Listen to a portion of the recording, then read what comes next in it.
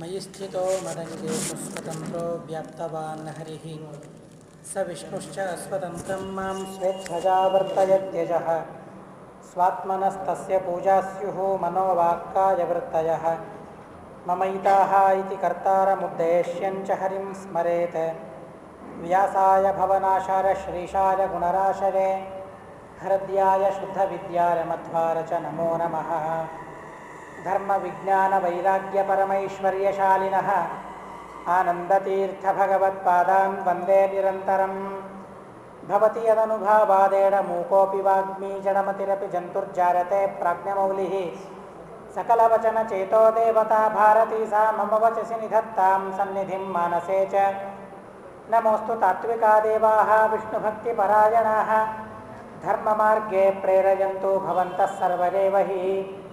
नौमिन्यारसुधादिकृज्जरमुनीन् श्रीपादरात्सन्मणीन् व्यासार्यान् विविधागमब्धिविहरान् श्रीवादिराजानपि वन्दे हंसवरान् रघुत्तमगुरून् वैदग्ध्यवारान् निधीन् श्रीसत्यव्रतराघवेन्द्रमुनिपान् सद्बोधसध्यानपान् सत्याभिज्ञकराब्जोत्थान् 50 वर्षपूजकान् सत्यप्रमोदतीर्थार्यान् नौमिन्यारसुधारतान् बन्धुस्त्वं गुरुरिष्टदैवतमिति त्वत्पादपङ्केरुहं प्राप्तं मां परिपालयेति सततं याचे निबद्धाञ्जलिः। चित्तं मद्गुणदोषचिन्तनविधौ नूनं मनाङ्मा कृथाः श्रीसत्यात्मगुरो त्वदङ्घ्रियुगलं हित्वा न मे सद्गतिः। मन्मनोभीष्टवरदं सर्वाभीष्टफलप्रदं पुरन्दरगुरुं वन्दे दासश्रेष्ठं दयानिधिम्। अज्ञानतिमिरच्छेदं बुद्धिसम्पत्प्रदायकं विज्ञानविमलं शान्तं विजदाख्यगुरुं भजे। जलज्येष्ठनिभाकारं जगदीशपदाश्रयं जगतीतरविख्यातं जगन्नाथगुरुं भजे। विद्यापीठविधातारं विद्यावारिधिचन्दिरं विद्यार्थिवत्सलं वन्दे महामहिमसद्गुरुम्। आपादमौलिपर्यन्तं गुरूणामाकृतिं स्मरेत् तेन विघ्नाः प्रणश्यन्ति सिद्ध्यन्ति च मनोरथाः। पृथ्वीमण्डलमध्यस्थाः पूर्णबोधमतानुगाः वैष्णवा विष्णुहृदयास्तान् नमस्ये गुरून् मम।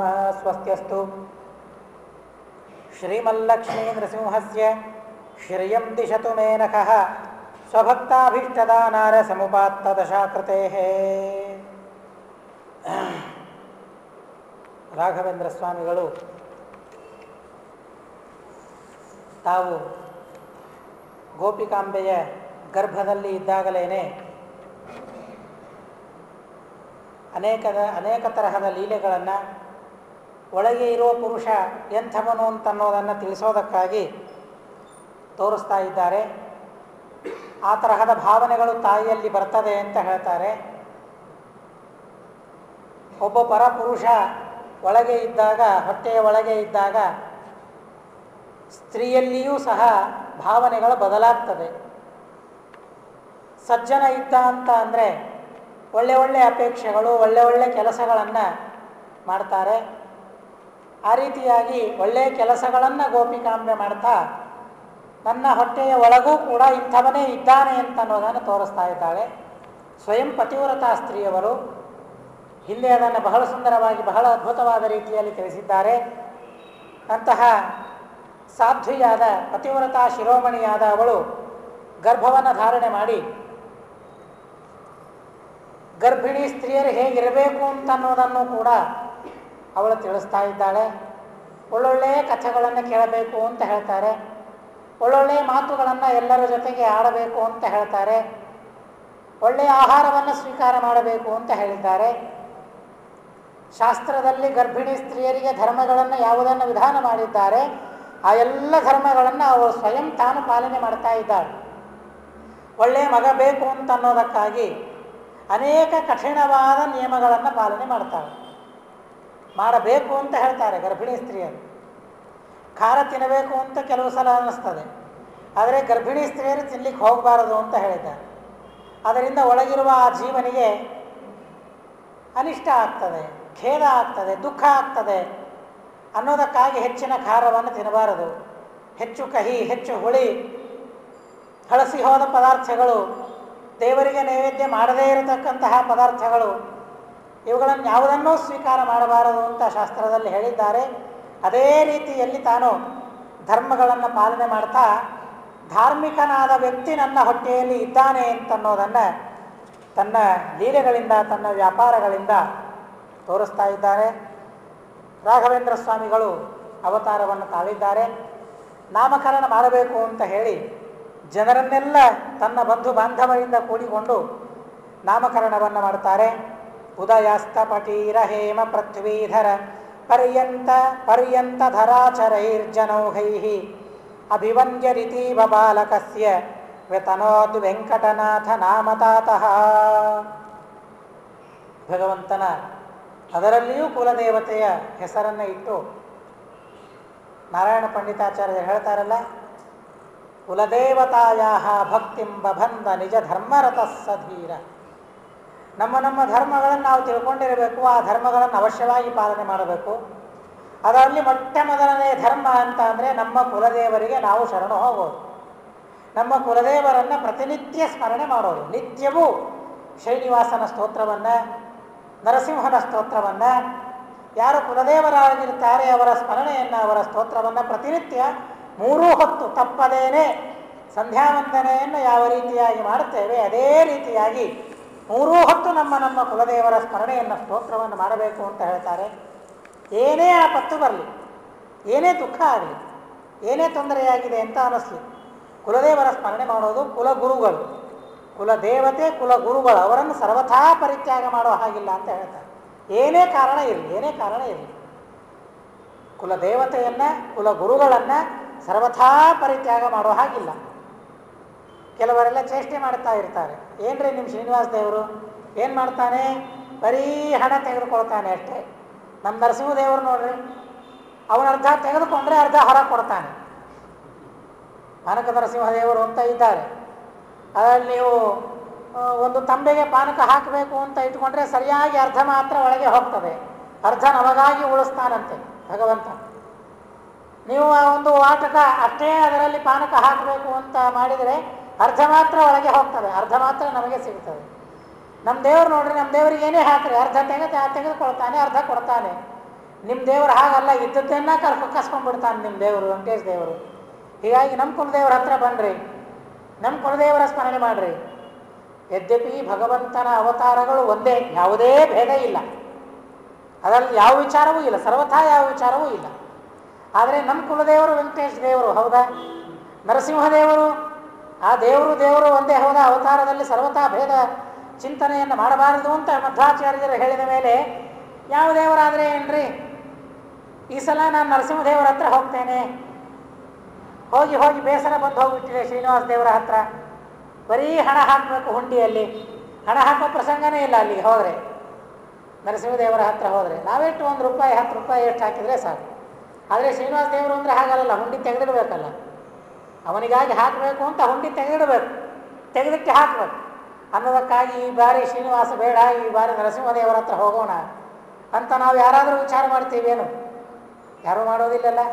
ಯದ್ಯಪಿ ಅಭಿನ್ನರಾಗಿದ್ದರೂ ಲಕ್ಷ್ಮೀ ಶ್ರೀನಿವಾಸ ವೆಂಕಟೇಶ ಅವನ ಹತ್ರನೇ ನಾವು ಹೋಗ್ತೇವೆ. ನಿಮ್ಮ ಕುಲದೇವರು ಯಾರು ಅಂತ ಹೇಳಿದಾಗ ಯಾರಾದರೆ ಏನ್ರಿ, ಎಲ್ಲ ದೇವರು ಒಂದೇ ಅಲ್ಲ ಅಂತ ಹೇಳಿ ಯಾವುದೋ ದೇವರ ಹೆಸರು ನಾವು ಹೇಳ್ತೀವೇನು? ಹೇಳೋದಿಲ್ಲ. ಹಾಗಾದರೆ ಆ ವಿಷಯದಲ್ಲಿ, ಕುಲದೇವರ ವಿಷಯದಲ್ಲಿ ನಾವು ದೀಕ್ಷೆಯನ್ನು ಇಟ್ಕೊಂಡಿದ್ದೀವಲ್ಲ, ಅದೇ ರೀತಿಯಾಗಿ ಕುಲಗುರುಗಳಲ್ಲಿ ದೀಕ್ಷೆಯನ್ನು ಇಟ್ಕೊಳ್ಳಬೇಕು ಅಂತ ಹೇಳ್ತಾರೆ ಶಾಸ್ತ್ರದಲ್ಲಿ. ವಿದ್ಯಾ ಕರ್ಮಾಣಿ ಚ ಸದಾ ಗುರೋರಾಪ್ತಾ ಫಲಪ್ರದಾ. ನಾವೇನೇ ತತ್ವಜ್ಞಾನವನ್ನು ಪಡಿಬೇಕು ಅಂತ ಅಂದರೆ ಗುರುಗಳ ಹತ್ರ ಹೋಗ್ಬೇಕಂತೆ. ನಮ್ಮ ಗುರುಗಳು ಯಾರೋ ಅವರ ಹತ್ರನೇ ತತ್ವಜ್ಞಾನದ ಸಂಪಾದನೆಯನ್ನು ಮಾಡಬೇಕು, ಮತ್ತಾರ ಹತ್ರ ಹೋಗೋ ಹಾಗಿಲ್ಲ. ಒಬ್ಬರಲ್ಲಿ ಶಾಂತಿ ಪಾಠವನ್ನು ಹಾಕಿದ ಮೇಲೆ ಆ ಗುರುಗಳನ್ನು ತಿರಸ್ಕಾರ ಮಾಡಿ ಮತ್ತೊಬ್ಬ ಗುರುಗಳ ಹತ್ರ ಸರ್ವತಾ ಹೋಗಬಾರದು ಅಂತ ಮಧ್ವಾಚಾರ್ಯರು ಹೇಳ್ತಾರೆ. ಅನುವ್ಯಾಖ್ಯಾನದಲ್ಲಿ ಹೇಳಿದ ಮಾತು ಇದು. ಬಹಳ ಸುಂದರವಾದ ಅದ್ಭುತವಾದ ಮಾತುಗಳನ್ನು ತಿಳಿಸ್ತಾರೆ. ಒಂದು ಸಲ ಪರೀಕ್ಷೆ ಮಾಡಿ ಗುರುಗಳ ಹತ್ರ ಹೋಗಬೇಕು. ಅವರ ಹತ್ರ ಶಾಂತಿ ಪಾಠ ಹಾಕಿದ ಮೇಲೆ ಅವರೇ ಗುರುಗಳು ಅಂತ ನಂಬಬೇಕು, ವಿಶ್ವಾಸ ಇಡಬೇಕು. ಕದಾಚಿತ್ ಮಧ್ವಾಚಾರ್ಯರು ತಿಳಿಸುವ ಮಾತುಗಳಿವೆಲ್ಲ, ಟೀಕಾಕೃತ್ಪಾದರು ಹೇಳುವ ಮಾತುಗಳಿವೆಲ್ಲ. ಕದಾಚಿತ್ ಯಾರನ್ನ ನಾವು ಗುರುಗಳು ಅಂತ ಪಡೆದಿದ್ದೇವೆ ಅವರಿಗಿಂತಲೂ ಭಾರೀ ಗುರುಗಳು ಬಂದರು. ವಿಷ್ಣು ಭಕ್ತಿಯಲ್ಲಿಯೂ ಉತ್ತಮರು, ಜ್ಞಾನದಲ್ಲಿಯೂ ಭಾರೀ ಪಾಂಡಿತ್ಯ ಅವರಿಗೆ ಇದೆ, ಎರಡೂ ಇದೆ. ಒಳ್ಳೆಯ ಪಾಂಡಿತ್ಯವೂ ಇದೆ, ವಿಷ್ಣು ಭಕ್ತಿಯೂ ಅಧಿಕವಾಗಿದೆ. ಅಂಥ ಒಳ್ಳೆಯ ಗುರುಗಳು ಸಿಕ್ಕಾಗ ಏನು ಮಾಡಬೇಕು? ಈ ಗುರುಗಳನ್ನು ಬಿಟ್ಟು ಅವರ ಹತ್ರ ಹೋಗಬೇಕು ಅಥವಾ ಇವರನ್ನು ಬಿಡಬಾರ್ದು ಅಂತ ಸಮಸ್ಯೆಯನ್ನು ಮಾಡಿಕೊಂಡು ಅಲ್ಲಿ ಉತ್ತರವನ್ನು ಕೊಡ್ತಾರೆ. ಆ ದೊಡ್ಡ ಗುರುಗಳ ಹತ್ರ ಹೋಗಬೇಕಾದರೂ ಸಹ ಇವರ ಹತ್ರ ಆಜ್ಞೆಯನ್ನು ಪಡೆದು ಹೋಗಬೇಕು ಅಂತ ಹೇಳ್ತಾರೆ. ಎಷ್ಟು ಸೂಕ್ಷ್ಮ ಇದೆ ನೋಡ್ರಿ ಧರ್ಮ. ಎಲ್ಲ ಸತ್ಯ, ಅವರಿಗಿಂತಲೂ ದೊಡ್ಡವರು ಹೌದು, ಜ್ಞಾನದಲ್ಲಿ ದೊಡ್ಡವರು, ವಿಷ್ಣು ಭಕ್ತಿಯಲ್ಲಿಯೂ ದೊಡ್ಡವರು. ಆದರೆ ಅಲ್ಲಿ ಮತ್ತೊಂದು ಸಣ್ಣ ಧರ್ಮವನ್ನು ತಿಳಿಸ್ತಾರೆ. ಗುರುಗಳಿದ್ದಾರೆ ನಿಜ, ಆದರೆ ಬರೀ ಪಾಂಡಿತ್ಯ ಮಾತ್ರ ಹೆಚ್ಚಿದೆ. ವಿಷ್ಣು ಭಕ್ತಿ ಮಾತ್ರ ಇವರಲ್ಲಿದ್ದಷ್ಟು ಇಲ್ಲ. ಇಬ್ಬರು ಗುರುಗಳಿದ್ದಾರೆ. ಒಬ್ಬರಲ್ಲಿ ಬೇಕಾದಷ್ಟು ವಿಷ್ಣು ಭಕ್ತಿ ಇದೆ, ಭಾರಿ ವಿಷ್ಣು ಭಕ್ತಿ ಇದೆ, ಪಾಂಡಿತ್ಯ ಮಾತ್ರ ಸ್ವಲ್ಪ ಕಡಿಮೆ ಇದೆ. ಇನ್ನೊಬ್ಬರು ಬಂದಿದ್ದಾರೆ, ಅವರಲ್ಲಿ ಬೇಕಾದಷ್ಟು ಪಾಂಡಿತ್ಯ, ಆದರೆ ಇವರಷ್ಟು ಸದಾಚಾರ ಸಂಪನ್ನರಲ್ಲ. ಇವರಲ್ಲಿ ಇದ್ದಷ್ಟು ವಿಷ್ಣು ಭಕ್ತಿ ಇಲ್ಲ. ಇವರು ಹೇಳುವ ಹಾಗೆ ಆದರವನ್ನು ಹುಟ್ಟಿಸ್ತಾ ಹೇಳೋದಿಲ್ಲ. ಪಾಂಡಿತ್ಯ ಹೆಚ್ಚಿದೆ ಅಂತ ಹೇಳಿ ಅವರ ಹತ್ರ ಹೋಗ್ಲಿಕ್ಕೆ ಹೋಗಬೇಡ್ರಿ ಅಂತ ಹೇಳ್ತಾರೆ. ಯಾಕೆ? ನಮಗೆಲ್ಲ ಬೇಕಾದದ್ದು ಪಾಂಡಿತ್ಯ ಅಲ್ಲ, ಜ್ಞಾನದ ಸಂಪಾದನೆ ಯಾವುದಕ್ಕಾಗಿ? ವಿಷ್ಣು ಭಕ್ತಿಗಾಗಿ. ಹಾಗಾದರೆ ವಿಷ್ಣು ಭಕ್ತಿ ಎಲ್ಲಿ ಹೆಚ್ಚಿದೆ ಅವರೇ ಗುರುಗಳು ಅಂತ ಆರಿಸಿಕೊಂಡ್ರಿ ಅಂತ ಹೇಳ್ತಾರೆ. ಸ್ವತೋಪಿ ವಿಷ್ಣು ಭಕ್ತಶ್ಚೇತ್, ನನಗಿಂತಲೂ ಹೆಚ್ಚು ವಿಷ್ಣು ಭಕ್ತಿ ಅವರ ಹತ್ರ ಇರಬೇಕು. ಅವರನ್ನು ಬಿಟ್ಟು ಮತ್ತೊಬ್ಬರ ಹತ್ರ ಹೋಗಬೇಕಾದರೆ ಅವರಿಗಿಂತಲೂ ಹೆಚ್ಚು ವಿಷ್ಣು ಭಕ್ತರಾಗಿರಬೇಕು. ಅವರು ಹೆಚ್ಚು ಪಾಂಡಿತ್ಯ ಇರಬೇಕು ಅಂತ ಹೇಳಿಲ್ಲ ಶಾಸ್ತ್ರದಲ್ಲಿ, ಹೆಚ್ಚು ವಿಷ್ಣು ಭಕ್ತಿ ಇರಬೇಕು ನಮ್ಮ ಶಾಸ್ತ್ರದಲ್ಲಿ, ನಮ್ಮ ಸಂಪ್ರದಾಯದಲ್ಲಿ ಹಿರಿಯರು ಕೊಟ್ಟಿದ್ದಾರೆ ಅನ್ನೋದಕ್ಕಾಗಿ ಅವರ ಹತ್ರ ಹೋಗಬೇಕಾದರೂ ಸಹ ಈ ಗುರುಗಳ ಆಜ್ಞೆಯನ್ನು ಪಡಿಬೇಕು ಅಂತ ಹೇಳ್ತಾರೆ. ಆಯಿತು, ಕೇಳಿದ್ವಿ ಆಜ್ಞೆಯನ್ನು, ಅಕಸ್ಮಾತ್ ಕೊಡಲಿಲ್ಲ, ಅವರ ಮನಸ್ಸನ್ನು ಒಲಿಸ್ಲಿಕ್ಕೆ ಪ್ರಯತ್ನ ಮಾಡಬೇಕು ಅಂತ ಹೇಳ್ತಾರೆ. ಏನು ಮಾಡಿದರೂ ಆಜ್ಞೆ ಕೊಡಲಿಲ್ಲ, ಯಾಕೆ? ನಮ್ಮ ಶಿಷ್ಯರು ಹೋಗ್ತಾರಲ್ಲ ಅನ್ನೋದಕ್ಕಾಗಿ ಆಜ್ಞೆ ಕೊಡದೆ ಹೋದರೆ ಅವಶ್ಯವಾಗಿ ಅವರಿಗೆ ಹೇಳದೆ ಆಮೇಲೆ ಹೋಗ್ರಿ ಅಂತ ಹೇಳ್ತಾರೆ. ಕೊನೆಗೆ ಅವರನ್ನು ಪರಿತ್ಯಾಗ ಮಾಡಿ ಹೋದರೆ ಪಾಪ ಬರೋದಿಲ್ಲ ಆವಾಗ ಅನ್ನೋದಕ್ಕಾಗಿ ಕನಿಷ್ಠ ಗುರುಗಳ ಆಜ್ಞೆಯನ್ನು ಪಡೆದೇ ಮತ್ತೊಬ್ಬರ ಹತ್ರ ಹೋಗಬೇಕು ಅಂತ ತಿಳಿಸ್ತಾರೆ. ಹೀಗಾಗಂದರೆ ಎಷ್ಟು ಸೂಕ್ಷ್ಮವಾಗಿದೆ ಅಂತ ಅಂದರೆ, ಒಬ್ಬ ಕುಲದೇವರನ್ನು ಬಿಟ್ಟು ಈ ಸಲ ನಮ್ಗೆ ಇವರು ಬೇಡ, ಅಪ್ಪ ನಮ್ಮಪ್ಪನ ಕುಲದೇವರು ಶ್ರೀನಿವಾಸ ಇದ್ದ, ನಾನು ನರಸಿಂಹದೇವರ ಹತ್ರ ಹೋಗ್ತೇನೆ ಅಂತ ಹೇಳಿ ಮಗ ನರಸಿಂಹದೇವರನ್ನು ಕುಲದೇವರನ್ನಾಗಿ ಮಾಡಿಕೊಳ್ಳೋ ಹಾಗಿಲ್ಲ, ಕುಲದೇವರನ್ನು ಸರ್ವಥಾ ಪರಿತ್ಯಾಗ ಮಾಡೋ ಹಾಗಿಲ್ಲ. ಇದೇ ರೀತಿಯಾಗಿ ಕುಲಗುರುಗಳ ಪರಿತ್ಯಾಗವೂ ಸಲ್ಲದು ಅಂತ ಹೇಳ್ತಾರೆ, ಸರ್ವಥಾ ಮಾಡಲಿಕ್ಕಿಲ್ಲ ಅಂತ ಹೇಳ್ತಾರೆ. ನಮ್ಮ ಗುರುಗಳು ಮುಗಿದೋಯ್ತು. ಶಾಂತಿ ಪಾಠ ಹಾಕಬೇಕಾದ್ರೆ ಅವರೇ. ಸಣ್ಣ ಪುಟ್ಟ ಸಂದೇಹಗಳಿದ್ದರೆ ಅವಶ್ಯವಾಗಿ ಪರಿಹಾರ ಮಾಡಿಕೊಳ್ಳಬಹುದು, ಅದಕ್ಕೆ ಯಾವುದೇ ತರಹದ ತೊಂದರೆ ಇಲ್ಲ. ಶಾಂತಿ ಪಾಠ ಪೂರ್ವಕವಾಗಿ ವಿದ್ಯಾಭ್ಯಾಸ ಮಾಡಬೇಕಾದರೆ ಮತ್ತೊಬ್ಬ ಗುರುಗಳ ಹತ್ರ ಹೋಗಬಾರ್ದು ಅಂತ ಹೇಳಿ ಯಾರ ಹತ್ರನೂ ಹೋಗದೆ ಸುಮ್ಮನೆ ಮನೆಯಲ್ಲಿ ನಮ್ಮಷ್ಟಕ್ಕೆ ನಾವು ಗುರುಗಳು ಬಂದಾಗ ಓದ್ತೇವೆ ಅಂತ ಅಲ್ಲ. ಸಣ್ಣ ಪುಟ್ಟ ಸಂದೇಹಗಳಿದ್ರೆ ಸಾಮಾನ್ಯವಾಗಿ ನಾವೆಲ್ಲ ಪ್ರವಚನಗಳು ಕೇಳೋದಾದರೆ ಇದಕ್ಕೆಲ್ಲ ಶಾಂತಿ ಪಾಠ ಹಾಕೋ ಕಾರಣ ಇಲ್ಲ. ಶಾಂತಿ ಪಾಠ ಪೂರ್ವಕವಾಗಿ ಗುರುಗಳನ್ನು ಆಶ್ರಯಣೆ ಮಾಡಬೇಕಾದರೆ ಮಾತ್ರ ಮತ್ತೊಬ್ಬರ ಹತ್ರ ಹೋಗಲಿಕ್ಕಿಲ್ಲ. ಉಳಿದ ವಿಷಯಗಳನ್ನು, ತಾತ್ವಿಕ ವಿಷಯಗಳನ್ನು ತಿಳಿಬೇಕಾದರೆ ಅಥವಾ ಪ್ರಶ್ನೆಗಳಿಗೆ ಉತ್ತರವನ್ನು ಪಡಿಬೇಕಾದರೆ ಅವಶ್ಯವಾಗಿ ಯಾರು ವೈಷ್ಣವರಿದ್ದಾರೆ ಅವರಿಂದ ನಮ್ಮ ಸಂದೇಹಗಳನ್ನು ಪರಿಹಾರ ಮಾಡಿಕೊಂಡು ಭಗವಂತನ ಮಹಾತ್ಮ್ಯವನ್ನು ಶ್ರವಣ ಮಾಡುವುದಕ್ಕಾಗಿ ಅವಶ್ಯವಾಗಿ ಹೋಗಬಹುದು. ಆದರೆ ಶಾಂತಿ ಪಾಠವನ್ನು ಮಾತ್ರ ಹಾಕಲಿಕ್ಕಿಲ್ಲ ಅಂತ ಶ್ರೀಮದಾಚಾರ್ಯರು ನಮಗೆ ತಿಳಿಸ್ತಾರೆ. ಹೀಗೆ ಕುಲದೇವರ ವಿಷಯದಲ್ಲಿ, ಕುಲಗುರುಗಳ ವಿಷಯದಲ್ಲಿ ಈ ತರಹದ ಮಾತುಗಳನ್ನು ಶಾಸ್ತ್ರದಲ್ಲಿ ನಮಗೆ ತಿಳಿಸ್ತಾರೆ. ನೋಡ್ರಿ, ಇಷ್ಟಿದ್ದಾಗ ನಾವು ನಮ್ಮ ಮತವನ್ನು ಬಿಡಲಿಕ್ಕೆ ತಯಾರಾಗಿದ್ದೇವೆ. ಇವತ್ತು ಕುಲಗುರುಗಳನ್ನು ಬಿಡಲಿಕ್ಕಿಲ್ಲ, ಕುಲದೇವರನ್ನು ಬಿಡಲಿಕ್ಕಿಲ್ಲ, ಕುಲವೃತ್ತಿಯನ್ನು ಬಿಡಲಿಕ್ಕಿಲ್ಲ ಅಂತ ಹೇಳ್ತಾರೆ ಶಾಸ್ತ್ರದಲ್ಲಿ. ನಮ್ಮ ಕುಲವೃತ್ತಿ ಏನು, ನಮ್ಮ ಹಿರಿಯರು ಏನು ಮಾಡ್ತಾ ಬಂದಿದ್ದಾರೆ, ಸರ್ವಥಾ ಬಿಡಲಿಕ್ಕಿಲ್ಲ ಅಂತ ಹೇಳ್ತಾರೆ. ಆಪತ್ಕಾಲದಲ್ಲಿ ಬೇರೆ ಧರ್ಮಗಳಿವೆ ಶಾಸ್ತ್ರದಲ್ಲಿ, ಅವಶ್ಯವಾಗಿ ಆಪತ್ಕಾಲದಲ್ಲಿ ಬೇರೆ ಧರ್ಮಗಳಿವೆ. ಆದರೆ ಸಹಸಾ ಸಾಮಾನ್ಯವಾಗಿ ಇದರಿಂದ ನನಗೆ ಉಪಜೀವನ ಆಗ್ತದೆ ಅಂತ ಇದ್ದಾಗ, ಯಾವ ವೃತ್ತಿ ನಮ್ಮ ಕುಲವೃತ್ತಿಯಾಗಿ ಬಂದಿದೆ ಅದರಿಂದ ನನ್ನ ಉಪಜೀವನ ಆಗ್ತದೆ ಅಂತ ಇದ್ದಾಗ ಆ ಕುಲವೃತ್ತಿಯನ್ನು ಬಿಟ್ಟು ಮತ್ತೊಂದು ವೃತ್ತಿಯನ್ನು ಅವನು ಮಾಡಲಿಕ್ಕೆ ಶುರು ಮಾಡಿದರೆ ಅವನಿಗೂ ಅನರ್ಥ ಆಗ್ತದೆ ಅಂತ ಶಾಸ್ತ್ರದಲ್ಲಿ ಹೇಳ್ತಾರೆ. ಕುಲದೇವರನ್ನು ಬಿಡಲಿಕ್ಕಿಲ್ಲ, ಕುಲಗುರುಗಳನ್ನು ಬಿಡಲಿಕ್ಕಿಲ್ಲ, ಕುಲ ವೃತ್ತಿಯನ್ನು, ಕುಲಧರ್ಮಗಳನ್ನು ಬಿಡಲಿಕ್ಕಿಲ್ಲ. ಇಷ್ಟಿದ್ದಾಗ ನಾವು ನಮ್ಮ ಮತವನ್ನೇ ಬಿಡ್ತೇವೆ ಅಂತ ಅನ್ನೋದನ್ನು ನಾವು ಅದಕ್ಕೂ ತಯಾರಾಗಿದ್ದೇವೆ. ದೇವರು ಏನು ಶಿಕ್ಷೆಯನ್ನು ಕೊಡ್ತಾನೆ ನೋಡ್ರಿ ನಮಗೆಲ್ಲ ಅನ್ನೋದಕ್ಕಾಗಿ ಸರ್ವತಃ ಹಾಗೆ ಮಾಡಲಿಕ್ಕಿಲ್ಲ ಅನ್ನೋದನ್ನು ತಿಳಿಸೋದಕ್ಕಾಗಿ ನಾರಾಯಣ ಪಂಡಿತಾಚಾರ್ಯರು ಅಲ್ಲಿ ಹೇಳ್ತಾರೆ, ಕುಲದೇವತಾಯ ಭಕ್ತಿಂ ಬಬಂಧ ನಿಜ ಧರ್ಮರತ ಸಧೀರ. ಇದೇ ಅವರ ಧರ್ಮ, ನಿಜ ಧರ್ಮ ಇದು. ನಮ್ಮ ನಮಗೇನೇ ಸಮಸ್ಯೆ ಬರಲಿ, ಎಂತಹದ್ದೇ ಸಮಸ್ಯೆ ಬರಲಿ, ನಮ್ಮ ಕುಲದೇವರನ್ನು ಸ್ಮರಣೆ ಮಾಡಿದರೆ ಸಾಕು ಅಂತ ಹೇಳ್ತಾರೆ, ನಮ್ಮ ಕುಲಗುರುಗಳನ್ನು ಸ್ಮರಣೆ ಮಾಡಿದರೆ ಸಾಕು ಅಂತ ಹೇಳ್ತಾರೆ. ಪುಣೆಯಲ್ಲಿ ಒಬ್ಬ ವಿದ್ವಾಂಸ ಇದ್ದಂತೆ, ಭಾರೀ ದೊಡ್ಡ ವಿದ್ವಾಂಸ. ದೇಶ ದೇಶಗಳಿಂದ ಅವರ ಹತ್ರ ಅಧ್ಯಯನ ಮಾಡೋದಕ್ಕಾಗಿ ಬಂದಿದ್ದು, ಭಾರಿ ವಿದ್ವಾಂಸ ಅಂತ ಅನ್ನೋದಕ್ಕಾಗಿ, ಭಾರಿ ದೊಡ್ಡ ವಿದ್ವಾಂಸ ಅಂತ ಅನ್ನೋದಕ್ಕಾಗಿ. ಶಿಷ್ಯರು ಭಾರಿ ಶಿಷ್ಯರು, ಭಾರಿ ಮೇಧಾವಿ ಶಿಷ್ಯರು ಅವರ ಹತ್ರ ಬಂದಿದ್ದರು. ಪಾಠ ಹೇಳಬೇಕಾದ್ರೆ ಪ್ರಶ್ನೆಯನ್ನು ಮಾಡಬೇಕಂತೆ. ಪ್ರಶ್ನೆ ಮಾಡಿದ ತಕ್ಷಣ ಅವನ ಪ್ರಶ್ನೆಗೆ ಉತ್ತರವನ್ನು ಹುಡುಕ್ತಾ ಇರಲಿಲ್ಲಂತೆ, ಏನು ಉತ್ತರ ಹೇಳಬೇಕು ಅಂತ. ಮರಾಠಿಯಲ್ಲಿ ಅಂತ ಇದ್ದಂತೆ, ಥಾಂಬಾ ಥಾಂಬಾ ಅಂತ ಇದ್ದಂತೆ, ನಿಲ್ಲು ನಿಲ್ಲು ಸ್ವಲ್ಪ ನಿಲ್ಲು, ಮಾತಾಡಬೇಡ ಅಂತ ಹೇಳ್ತಾ ಇದ್ದಂತೆ ಪ್ರಶ್ನೆ ಮಾಡಿದ ತಕ್ಷಣ. ಅಂತ ಹೇಳಿ ಎಲ್ಲರನ್ನ ಸುಮ್ಮನೆ ಕೂಡಿಸಿ 1 ನಿಮಿಷ ಕಣ್ಣು ಮುಚ್ಚಿ ತನಗೆ ವಿದ್ಯೆಯನ್ನು ಉಪದೇಶ ಮಾಡಿದ ಗುರುಗಳನ್ನು ಸ್ಮರಣೆ ಮಾಡ್ತಾ ಇದ್ದಂತೆ. ಏನು ವಿಚಿತ್ರ, ನಿಜವಾಗಿ ಅತಿ ವಿಚಿತ್ರ. ಒಂದೇ ಕ್ಷಣದಲ್ಲಿ ಗುರುಗಳ ಸ್ಮರಣೆ ಮಾಡಿದ ಮುಗದೇ ಹೋಯ್ತು, ಸಿಕ್ತು ಉತ್ತರ ಅಂತ ಅಂದುಬಿಡ್ತಾ ಇದ್ದಂತೆ. ಸರಿಯಾದ ಉತ್ತರವನ್ನು ಹೇಳ್ತಾ ಇದ್ದಂತೆ.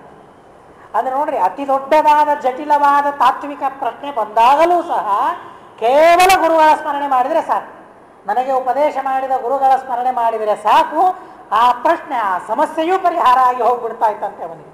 ಅಂಥ ವಿಶ್ವಾಸ ಗುರುಗಳ ಮೇಲೆ, ಅಂಥ ವಿಶ್ವಾಸ ಗುರುಗಳ ಮೇಲೆ ಅನ್ನೋದಕ್ಕಾಗಿ ಗುರುಗಳ ಸ್ಮರಣೆಯನ್ನು ನಿರಂತರ ಮಾಡಬೇಕು ಅಂತ ತಿಳಿಸ್ತಾರೆ. ಗುರುಗಳ ಸ್ಮರಣೆ, ಕುಲದೇವರ ಸ್ಮರಣೆ, ಭಕ್ತಿಂಬ ಬಂಧ ನಿಜ ಧರ್ಮರಥ ಸಧೀರ ಅನ್ನೋದಕ್ಕಾಗಿ ಯಾವಾಗಲೂ ಕುಲದೇವರ ಸ್ಮರಣೆ ಆಗಬೇಕು ಅಂತ ಅನ್ನೋ ಉದ್ದೇಶದಿಂದ ಗುರುಗಳ ಸ್ಮರಣೆ ಆಗಬೇಕು ಅಂತ ಹೇಳಿ ಮೊದಲನೇ ಮಗನಿಗೆ ಗುರುರಾಜ ಅಂತ ಹೆಸರಿಟ್ಟು ಬಿಟ್ಟಿದ್ರು ಅವರು. ಯಾಕೆ? ಗುರುಗಳ ಸ್ಮರಣೆ ಆಗಬೇಕು ಅಂತ ಅನ್ನೋದಕ್ಕಾಗಿ. ಗುರುಗಳ ಗುಲಾಮನಾಗುವ ತನಕ ದೊರೆಯ ದಂಡ ಮುಕುತಿ. ದೇವರ ಸಿಗಬೇಕಾದರೆ ಮೊದಲಿಗೆ ಗುರುಗಳಲ್ಲಿ ನಾವು ಭಕ್ತಿಯನ್ನು ಮಾಡಬೇಕು. ಗುರುಗಳಲ್ಲಿ ಭಕ್ತಿ, ನಾರಾಯಣ ಪಂಡಿತಾಚಾರ್ಯರು ಅದೇ ಮಾತನ್ನು ನಮಗೆ ತಿಳಿಸ್ತಾರೆ. ಮುಕುಂದ ಭಕ್ತಿಯೈ ಗುರು ಭಕ್ತಿ ಜಾಯೈ. ದೇವರಲ್ಲಿ ಭಕ್ತಿ ಹುಟ್ಟಬೇಕಾದರೆ ಮೊದಲಿಗೆ ಗುರುಗಳಲ್ಲಿ ಭಕ್ತಿ ಬೇಕು. ದೇವರ ಸ್ಮರಣೆಯಾಗಬೇಕಾದರೆ ಮೊದಲಿಗೆ ಗುರುಗಳ ಸ್ಮರಣೆ ಆಗಬೇಕು ಅನ್ನೋದಕ್ಕಾಗಿ ಗುರುಗಳ ಸ್ಮರಣೆಯಾಗಬೇಕು ಅಂತ ಅನ್ನೋ ಉದ್ದೇಶದಿಂದ ಮೊದಲಿಗೆ ಹುಟ್ಟಿದ ಮಗನಿಗೆ ಗುರುರಾಜ ಅಂತ ಹೆಸರಿಟ್ಟರೆ, ಆಮೇಲೆ 2ನೇ ಸಲ ಹುಟ್ಟಿದ ಮಗನಿಗೆ ವೆಂಕಟನಾಥ ಅಂತ ಹೆಸರಿಡ್ತಾ ಇದ್ದಾರೆ. ಇಟ್ಟು ತಿಳಿಸ್ತಾರೆ, ಗುರು ಸ್ಮರಣೆ ಮಾಡಿದ್ದೇನೆ ನಾನು, ಗುರುರಾಜ ಅಂತ ಹೆಸರಿಟ್ಟು ಮಗನಿಗೆ ಅನ್ನೋದಕ್ಕಾಗಿ 2ನೇ ಸಲ ಭಗವಂತ ನನಗೆ ಅನುಗ್ರಹವನ್ನು ಮಾಡಿದ್ದಾನೆ, ಅವನ ಸ್ಮರಣೆಯಾಗುವ ಹಾಗೆ ಭಗವಂತ ಮಾಡಿದ್ದಾನೆ ಅನ್ನೋ ಉದ್ದೇಶದಿಂದ 2ನೇ ಮಗನಿಗೆ ವೆಂಕಟನಾಥ ಅಂತ ಹೇಳಿ ನಾಮಕರಣವನ್ನು ಮಾಡಿದ್ದಾನಂತೆ. ಬಹಳ ಸಂತೋಷ ಆಗಿದೆ. ಅಕ್ಷರಾಭ್ಯಾಸವನ್ನು ಮಾಡಿಸ್ತಾ ಇದ್ದಾನೆ. ಏನು ABCD ಅಲ್ಲ, ಓಂ ಪರಿಪೂರ್ಣವಾದ ಅಕ್ಷರ ಅಂದರೆ ಮಾತಾಡಲಿಕ್ಕೆ ಕಲಿಬೇಕಾದರೂ ಸಹ ಗುಣಪೂರ್ಣನಾದ ಪರಮಾತ್ಮನ ನಾಮವನ್ನು ಉಚ್ಚಾರಣೆ ಮಾಡ್ತಾನೆ ಭಗವಂತ. ಗುಣಪರಿಪೂರ್ಣ ಅಂತ ತಿಳಿತಾನೆ ಅಕ್ಷರಾಭ್ಯಾಸ ಮಾಡೋದು. ಅಕ್ಷರ ಅಂದರೆ ಏನು? ಅಕ್ಷರಾಭ್ಯಾಸ ಅಂತ ನಾವು ಕರಿತೇವೆ ಇವತ್ತು, ಆದರೆ ಅದು ಅಕ್ಷರಾಭ್ಯಾಸ ಆಗಿರೋದಿಲ್ಲ. ಅದು ಅಕ್ಷರಾಭ್ಯಾಸ ಆಗೋದಿಲ್ಲ. ಅದು ಕ್ಷರಾಭ್ಯಾಸ. ನಾವು ಮಾಡೋದೆಲ್ಲ ಕ್ಷರಾಭ್ಯಾಸ, ಅಕ್ಷರಾಭ್ಯಾಸ ಅಲ್ಲ. ಅಕ್ಷರಾಭ್ಯಾಸ ಅಂದರೆ ಏನು? ಕ್ಷರ ಅಂದರೆ ನಾಶ ಅಂತ ಅರ್ಥ. ಯಾವುದಕ್ಕೆ ನಾಶ ಇಲ್ಲ. ಈ ಭಾಷೆ ಏನಿದೆಯಲ್ಲ, ಸಂಸ್ಕೃತ ಭಾಷೆ, ಈ ಭಾಷೆಗೆ ನಾಶ ಇಲ್ಲ. ಇದು ಈ ಭಾಷೆಯಲ್ಲೇನೆ ವೇದಗಳಿವೆ. ಯಾವ ಭಾಷೆಯಲ್ಲಿ ವೇದಗಳಿವೆ ಅನ್ನೋದಕ್ಕಾಗಿ ಆ ವೇದಗಳಿಗೆ ನಾಶ ಇಲ್ಲ, ಸರ್ವಥಾ ನಾಶ ಇಲ್ಲ. ಶಬ್ದಗಳಿಗೆ ಸರ್ವಥಾ ನಾಶ ಇಲ್ಲ, ವೇದಗಳಿಗಂತೂ ಸರ್ವಥಾ ನಾಶ ಇಲ್ಲ. ಅದನ್ನು ಯಾರೂ ಬರೆಯೋದೂ ಇಲ್ಲ ಅನ್ನೋದಕ್ಕಾಗಿ ಅದನ್ನು ಅಪೌರುಷೇಯ ಅಂತ ನಾವು ಕರಿತೇವೆ. ನಾಶವಾಗದ ಭಾಷೆಯಲ್ಲಿ ಇರುವ ವೇದಗಳು, ಅದು ಸಂಸ್ಕೃತ ಭಾಷೆ, ಸರ್ವಥಾ ಎಂದಿಗೂ ನಾಶವಾಗೋದಿಲ್ಲ. ಅಕ್ಷರ ಭಾಷೆ ಅದು. ಹೀಗಾಗಿ ಅಕ್ಷರವಾದ ಭಾಷೆಯನ್ನೇ ಅಕ್ಷರವಾದ ಅನ್ನೋದಕ್ಕಾಗೇನೆ ಅವುಗಳಿಗೆ ಅಕ್ಷರ ಅಂತ ಕರೀತಾರೆ. ಅವುಗಳೆಂದಿಗೂ ನಾಶ ಆಗೋದಿಲ್ಲ. ಇವತ್ತು ನಾವೇನು ಬರಿತೀವಲ್ಲ, ಕನ್ನಡ, ತೆಲುಗು, ತಮಿಳು ಎಲ್ಲ ಭಾಷೆಗಳು ಕ್ಷರ ನಾಶವಾಗಿ ಹೋಗಿಬಿಡ್ತದೆ. ಈ ಅಕ್ಷರಗಳು ಕ್ಷರಾಭ್ಯಾಸ ಇವೆಲ್ಲ ಅನ್ನೋದಕ್ಕಾಗಿ ಕನ್ನಡ ಮೀಡಿಯಮ್ಮೂ ಅಲ್ಲ, ಇದ್ರೆ ಸಂಸ್ಕೃತ ಮೀಡಿಯಂ ಸಲಾಗಿ ನಾವು ಜಗ ಆಡಬೇಕು. ಆಡಿದರೆ ಇಲ್ಲ, ಯಾವುದಾದ್ರೂ ಆಗಲಿ ಅಂತ ಬಿಟ್ಟು ಬಿಡಬೇಕು ಅನ್ನೋದಕ್ಕಾಗಿ ಹಾಗೆ ಅಭ್ಯಾಸ ಮಾಡಿಸ್ತಾ ಇದ್ದಾರೆ. ನಿಜವಾಗಿ ಅಕ್ಷರಾಭ್ಯಾಸ ಅದು ಅನ್ನೋದಕ್ಕಾಗೇನೆ ಅಕ್ಷರಾಭ್ಯಾಸ ಮಾಡಿಸ್ಬೇಕಾದ್ರೆ ಗುರುಗಳ ಕಡೆಯಿಂದ ನಾವು ಮಾಡಿಸ್ತೇವೆ. ಯಾಕೆ? ನಮಗೆ ಯಾವಾಗ ಏನು ಬುದ್ಧಿ ಬರ್ತದೆ ಗೊತ್ತಿಲ್ಲ. ಗುರುಗಳ ಹತ್ರ ಕರ್ಕೊಂಡು ಹೋದರೆ ಅದೇ ಸಂಸ್ಕೃತದ ಅಕ್ಷರಗಳನ್ನು, ಆ ಭಾಷೆಯ ಅದೇ ದೇವನಾಗರಿಯ ಲಿಪಿಯಲ್ಲಿ ಅದೇ ಓಂಕಾರವನ್ನು, ಶ್ರೀಕಾರವನ್ನು ಬರೆದು ಶ್ರೀಹಿ ಸ್ತ್ರೀಯರಿಗೆ ಬರೆಸ್ತಾರೆ. ಯಾಕೆ? ಭಗವಂತನನ್ನೇ ನಾವು ಆಶ್ರಯಿಸಿ ಇದ್ದೇವೆ, ಆಶ್ರಯಿಸಿ ಇರಬೇಕು ಅನ್ನೋ ತತ್ವವನ್ನು ತಿಳಿಯೋದಕ್ಕಾಗಿ ಶ್ರೀಹಿ ಶ್ರೀ ಬೀಜದಿಂದ ಅಕ್ಷರಾಭ್ಯಾಸವನ್ನು ಪ್ರಾರಂಭ ಮಾಡ್ತಾರೆ. ಆದರೆ ಇವರು ಮಹಾನುಭಾವರಲ್ಲ ಅನ್ನೋದಕ್ಕಾಗಿ ಶ್ರೀ ಬೀಜದಿಂದ ಅಲ್ಲ, ಓಂಕಾರದಿಂದ ಅಕ್ಷರಾಭ್ಯಾಸವನ್ನು ಪ್ರಾರಂಭ ಮಾಡಿದರು ಅಂತ ಹೇಳ್ತಾರೆ. ನಮಗೆಲ್ಲ ಆ ಅಧಿಕಾರ ಇಲ್ಲ. ಉಪನಯನ ಆಗುವವರೆಗೆ ಓಂಕಾರವನ್ನು ಉಚ್ಚಾರಣೆ ಮಾಡುವ ಅಧಿಕಾರ ಇಲ್ಲ ನಮಗೆಲ್ಲ. ಆದರೆ ಈ ನಿಯಮಗಳು ಅವರಿಗೆಲ್ಲ ಸಂಬಂಧ ಇಲ್ಲ. ಜ್ಞಾನಿಗಳಿಗೆ, ಮಹಾನುಭಾವರಿಗೆ ಈ ಎಲ್ಲ ನಿಯಮಗಳು ಸಂಬಂಧ ಇಲ್ಲ ಅನ್ನೋದಕ್ಕಾಗಿ ಓಂಕಾರದಿಂದ ಇವರು ಪ್ರಣವವನ್ನು ವಿಶೇಷವಾಗಿ ಜಪ ಮಾಡುವ ಅಧಿಕಾರವನ್ನು ಪಡೆಯುವ ಮಹಾನುಭಾವರು ಅನ್ನೋದನ್ನು ಸೂಚನೆ ಮಾಡೋದಕ್ಕಾಗಿಯೋ ಏನೋ ಪ್ರಣವದಿಂದಲೇ ಅವರ ಅಕ್ಷರಾಭ್ಯಾಸ ಪ್ರಾರಂಭ ಆಯಿತು. ಆದರೆ ನಮ್ಮದೆಲ್ಲ ಹಾಗಲ್ಲ, ಅಂಥ ಯೋಗ್ಯತೆ ನಮ್ಮದಲ್ಲ ಅನ್ನೋದಕ್ಕಾಗಿ ನಮ್ಮ ಅಕ್ಷರಾಭ್ಯಾಸ ಶ್ರೀ ಬೀಜ ಅದರಿಂದ ಪ್ರಾರಂಭ ಆಗಬೇಕು ನಮ್ಮದೆಲ್ಲ. ಯಾಕೆ ನಾವೆಲ್ಲ ಆಶ್ರಯ ಮಾಡೋದು ದೇವರನ್ನೇ, ಆಶ್ರಯಿಸಿ ಇರೋದು ದೇವರನ್ನೇ ಅನ್ನೋದಕ್ಕಾಗಿ ಅವರನ್ನು ಬಿಟ್ಟು ನಾವಿದ್ದರೆ ಸರ್ವಥಾ ಸಾಧ್ಯ ಇಲ್ಲ. ಈಗ ಈ ಅಕ್ಷರ ಬರಿಬೇಕಾದರೆ ಅದಕ್ಕೆ ಒಂದು ಆಶ್ರಯವಾದದ್ದು ಬೇಕಲ್ಲ, ಯಾವುದಾದ್ರೂ ಒಂದು ಅಕ್ಷರವನ್ನು ಎಲ್ಲಿಯೋ ನಮಗೆ ಬರೀಲಿಕ್ಕಾಗ್ತದೋ? ಬರೀಲಿಕ್ಕಾಗೋದಿಲ್ಲ. ಇವತ್ತು ನಾವೆಲ್ಲ ನೋಟ್ಬುಕ್ ಇಟ್ಕೊಳ್ತೇವೆ, ಸ್ಲೇಟ್ಗಳನ್ನು ಇಟ್ಕೊಳ್ತೇವೆ. ಹಿಂದಿನ ಕಾಲದಲ್ಲಿ ಭೂಮಿಯಲ್ಲೇ ಅಕ್ಷರಾಭ್ಯಾಸವನ್ನು ಮಾಡಿಸ್ತಾ ಇದ್ರು. ಅಂತೂ ಅಕ್ಷರಗಳನ್ನು ಅಭ್ಯಾಸ ಮಾಡೋದಕ್ಕಾಗಿ ಆಶ್ರಯ ಒಂದು ಬೇಕು. ಭಗವಂತ ಹೀಗೆ ಮಾತ್ರ ಅಲ್ಲ, ಎಲ್ಲದಕ್ಕೂ ನೀನು ಆಶ್ರಯನಾಗಿ ನಾನಿರಬೇಕು, ಎಲ್ಲದಕ್ಕೂ ನೀನೇ ನನಗೆ ಆಶ್ರಯವನ್ನು ಕೊಡಬೇಕು ಅಂತನ್ನೋ ತತ್ವವನ್ನು, ಪ್ರಮೇಯವನ್ನು ನಮ್ಮ ಮನಸ್ಸಿನಲ್ಲಿ ತುಂಬಿಟ್ಟುಕೊಳ್ಳೋದಕ್ಕಾಗಿ ಶ್ರೀ ಎಂಬ ಅಕ್ಷರದಿಂದ ಅಕ್ಷರಾಭ್ಯಾಸವನ್ನು ಮಾಡಿಸಬೇಕು. ನೋಡ್ರಿ, ಓಂ ಅದರಿಂದಲೂ ಅಕ್ಷರಾಭ್ಯಾಸವನ್ನು ಮಾಡಿಸ್ತಾರೆ ಮಹಾನುಭಾವರಾಗಿದ್ದರೆ. ನಮ್ಮಂಥವರಿಗೆ ಶ್ರೀ ಅದರಿಂದ ಅಕ್ಷರಾಭ್ಯಾಸವನ್ನು ಮಾಡಿಸ್ತಾರೆ. ಇದನ್ನು ಬಿಟ್ಟು ಬೇರೆ ಯಾವ ಅಕ್ಷರದಿಂದಲೂ ಅಕ್ಷರಾಭ್ಯಾಸವನ್ನು ಮಾಡಿಸೋದಿಲ್ಲ. ಅದರಲ್ಲಿಯೂ ಒಂದು ತತ್ವವನ್ನು ನಾವು ತಿಳಿಬೇಕು. ಇವೆರಡೇ ಮಹಾನುಭಾವರು, ಅಪರೋಕ್ಷ ಜ್ಞಾನಿಗಳು, ದೇವತೆಗಳಾಗಿದ್ದರೆ ಅವರಿಗೆ ಯಾವಾಗಲೂ ವೇದದಲ್ಲಿ ಅಧಿಕಾರ ಇರ್ತದೆ. ಉಪನಯನ ಆಗಿಲ್ಲ, ಶೂದ್ರ ಇದ್ದಾನೆ, ಸ್ತ್ರೀ ಇದ್ದಾಳೆ ಅಂತ ಹೇಳಿ ವೇದಾಧಿಕಾರ ಇಲ್ಲ ಅಂತ ಅನ್ನೋ ಹಾಗಿಲ್ಲ ಅವರಿಗೆಲ್ಲ. ದೇವತಾ ಸ್ತ್ರೀಯರಿಗೂ ವೇದದಲ್ಲಿ ಅಧಿಕಾರ ಇದೆ, ವೇದಾಧಿಕಾರ ಅವರಿಗೆ ಇದೆ. ಊರ್ವಶ್ಯಾದಿಗಳಿಗೂ ವೇದದಲ್ಲಿ ಅಧಿಕಾರ ಇದೆ ಅಂತ ಹೇಳಿ ಮಧ್ವಾಚಾರ್ಯರು ನಮಗೆ ತಿಳಿಸಿದ್ದಾರೆ. ಸ್ತ್ರೀಯರಿಗೆ ಇಲ್ಲ ಅಂತ ಅಂದರೆ ಸರ್ವಥಾ ಸ್ತ್ರೀಯರಿಗೆ ಇಲ್ಲ ಅಂತ ಅಲ್ಲ. ದೇವತಾ ಸ್ತ್ರೀಯರಿಗೆ ವೇದದಲ್ಲಿ ಅಧಿಕಾರ ಅವಶ್ಯವಾಗಿ ಇದೆ. ವೇದಗಳಿಗೆ ಅಭಿಮಾನಿಗಳಾಗಿದ್ದಾರೆ ಅವರೆಲ್ಲ ದೇವತೆಗಳು, ದೇವತಾ ಸ್ತ್ರೀಯರು ಅನ್ನೋದಕ್ಕಾಗಿ ದೇವತಾ ಸ್ತ್ರೀಯರಿಗೆ, ಊರ್ವಶ್ಯಾದಿಗಳಿಗೂ ಸಹ ವೇದದಲ್ಲಿ ಅಧಿಕಾರ ಇದೆ ಅನ್ನೋದಕ್ಕಾಗಿ ಅಂಥವರಿಗೆ ಈ ನಿಯಮ ಇಲ್ಲ. ವಿದುರನಾಗಿ ಬಂದ ವಿದುರ ಶೂದ್ರ ವೇದಾಧಿಕಾರ ಇಲ್ಲ ಅಂತ ಅಲ್ಲಿಗೆ ಹೋಗಬೇಡ್ರಿ ಅಂತ ಮಧ್ವಾಚಾರ್ಯರು ನಿರ್ಣಯ ಕೊಡ್ತಾರೆ. ಆದರೂ ಸಹ ಭೂಲೋಕದಲ್ಲಿ ಬಂದಿದ್ದೇವೆ ಅಂತ ಅನ್ನೋದಕ್ಕಾಗಿ ಆ ಧರ್ಮವನ್ನು ಪಾಲನೆ ಮಾಡ್ತಾರೆ. ಅದು ಅವರಿಗೆ ಬಿಟ್ಟದ್ದು. ಆದರೆ ವೇದದಲ್ಲಿ ಅಧಿಕಾರ ಇಲ್ಲ ಅಂತ ಅಪರೋಕ್ಷ ಜ್ಞಾನಿಗಳಿಗೆ ಸರ್ವಥಾ ಅನ್ನತಕ್ಕದ್ದಲ್ಲ ಅಂತ ಮಧ್ವಾಚಾರ್ಯರು ನಮಗೆ ತಿಳಿಸಿದ್ದಾರೆ. ಹೀಗಾಗಿ ಅವರು ಭೂಲೋಕದಲ್ಲಿ ಅವತಾರ ತಾಳುವಾಗ ಓಂ ಅಂತ ಹೇಳಿ ಓಂಕಾರದಿಂದ, ಪ್ರಣವದಿಂದ ಅವರು ಅಕ್ಷರಾಭ್ಯಾಸವನ್ನು ಮಾಡ್ತಾರೆ. ನಮಗೆಲ್ಲ ಉಪನಯನ ಆಗಿರೋದಿಲ್ಲ ಅನ್ನೋದಕ್ಕಾಗಿ ವೇದದಲ್ಲಿ ಅಧಿಕಾರ ನಮಗಿರೋದಿಲ್ಲ, ಪ್ರಣವಾಧಿಕಾರವೂ ನಮಗಿರೋದಿಲ್ಲ ಅನ್ನೋದಕ್ಕಾಗಿ ನಮ್ಮ ಅಕ್ಷರಾಭ್ಯಾಸ ಪ್ರಾರಂಭ ಆಗೋದು ಶ್ರೀಕಾರದಿಂದ. ಅಪರೋಕ್ಷ ಜ್ಞಾನಿಗಳ ಅಕ್ಷರಾಭ್ಯಾಸ ಪ್ರಾರಂಭ ಆಗೋದು ಓಂಕಾರದಿಂದ. ಈ ಎರಡು ತತ್ವಗಳನ್ನು ನಾವು ತಿಳಿಯೋದಾದರೆ ಅಲ್ಲಿ ಒಂದು ಅದ್ಭುತವಾದ ಪ್ರಮೇಯ ಇದೆ. ಇವರಿಬ್ಬರು ಇದ್ದಾರೆ ನೋಡಿ, ಶ್ರೀ ಮತ್ತು ಓಂ. ಲಕ್ಷ್ಮಿ ಹಾಗೂ ನಾರಾಯಣ, ಓಂಕಾರ ಪ್ರತಿಪಾದ್ಯನಾದ ನಾರಾಯಣ, ಶ್ರೀಕಾರ ಪ್ರತಿಪಾದ್ಯರಾಗಿರತಕ್ಕಂತಹ ಲಕ್ಷ್ಮೀದೇವಿ. ಇವರಿಬ್ಬರು ಅಕ್ಷರರು. ಇವರಿಗಿಂತ ಮುಂದೆ ಏನಿದ್ದಾರಲ್ಲ ಬ್ರಹ್ಮದೇವರಿಂದ ಪ್ರಾರಂಭ ಮಾಡಿ ಅವರೆಲ್ಲರೂ ಸಹ ಕ್ಷರಪುರುಷರು ಅಂತ ಹೇಳಿದ್ದಾರೆ. ಅವರೆಲ್ಲರೂ ಕ್ಷರಪುರುಷರು ಅಂತ ಗೀತೆಯಲ್ಲಿ ಭಗವಂತ 15ನೇ ಅಧ್ಯಾಯದಲ್ಲಿ ಇದೇ ಮಾತನ್ನು ಭಗವಂತ ಹೇಳ್ತಾನೆ. ಶರೀರ ಕ್ಷರಣಾತಕ್ಷರಾಹ, ಬ್ರಹ್ಮಾದಿ ದೇವತೆಗಳ ಶರೀರ ನಾಶವಾಗ್ತದೆ ಅನ್ನೋದಕ್ಕಾಗಿ ಅವರೆಲ್ಲರನ್ನ ಕ್ಷರ ಅಂತ ವಿಭಾಗ ಮಾಡಿಬಿಟ್ಟಿದ್ದಾರೆ. ಬ್ರಹ್ಮನಿಂದ ಪ್ರಾರಂಭ ಮಾಡಿಕೊಂಡು, ಚತುರ್ಮುಖ ಬ್ರಹ್ಮನಿಂದ ಪ್ರಾರಂಭ ಮಾಡಿಕೊಂಡು ಎಲ್ಲ ಜೀವರಾಶಿಗಳು ಸಹ ಕ್ಷರಪುರುಷರು ಅಂತ ಹೇಳ್ತಾರೆ. ಲಕ್ಷ್ಮೀದೇವಿ ಅಕ್ಷರಳು. ಯಾಕೆ? ಲಕ್ಷ್ಮೀರಕ್ಷರ ದೇಹತ್ವಾತ್ ಅಕ್ಷರೇತಿ. ಅವಳ ದೇಹಕ್ಕೆ ಎಂದೆಂದಿಗೂ ನಾಶ ಇಲ್ಲ. ಜಡವಾದ ದೇಹವನ್ನು ಸರ್ವಥಾ ಸ್ವೀಕಾರ ಮಾಡೋದಿಲ್ಲ. ಇಲ್ಲ, ಜಡವಾದ ದೇಹ ಅವಳಿಗೆ ಇಲ್ಲ, ಪ್ರವೇಶ ಮಾಡಬಹುದು. ಜಡವಾದ ದೇಹ ಯಾರಿಗೆ ಇದೆ ಅವರಲ್ಲಿ ಲಕ್ಷ್ಮೀದೇವಿ ಪ್ರವೇಶ ಮಾಡಬಹುದು. ಎಲ್ಲ ಗೋಪಿಕಾ ಸ್ತ್ರೀಯರಲ್ಲಿ ಲಕ್ಷ್ಮೀದೇವಿಯರ ಸನ್ನಿಧಾನ ಇದ್ದೇ ಇರ್ತದೆ. ಇಲ್ಲ ಅಂತ ಅಂದರೆ ಅವರನ್ನ ಪತ್ನಿಯನ್ನಾಗಿ ಭಗವಂತ ಸರ್ವಥಾ ಸ್ವೀಕಾರ ಮಾಡೋದಿಲ್ಲ ಅನ್ನೋದಕ್ಕಾಗಿ ಆ ಗೋಪಿಕಾ ಸ್ತ್ರೀಯರಲ್ಲಿ ಲಕ್ಷ್ಮೀದೇವಿ ಪ್ರವೇಶ ಮಾಡ್ತಾಳೆ. ಆದರೆ ಲಕ್ಷ್ಮೀದೇವಿಯ ದೇಹ ಮಾತ್ರ ಸರ್ವಥಾ ಜಡವಾದದ್ದು ಇಲ್ಲ. ಲಕ್ಷ್ಮೀದೇವಿಯ ದೇಹಕ್ಕೆ ಸರ್ವಥಾ ನಾಶ ಇಲ್ಲ ಅನ್ನೋದಕ್ಕಾಗಿ ಅಕ್ಷರ ದೇಹತ್ವಾತ ನಾಶವಿಲ್ಲದ ದೇಹ ಲಕ್ಷ್ಮೀದೇವಿಗೆ ಇದೆ ಅನ್ನೋದಕ್ಕಾಗಿ ಲಕ್ಷ್ಮೀದೇವಿಗೆ ಅಕ್ಷರ ಅಂತ ಕರೀತಾರೆ.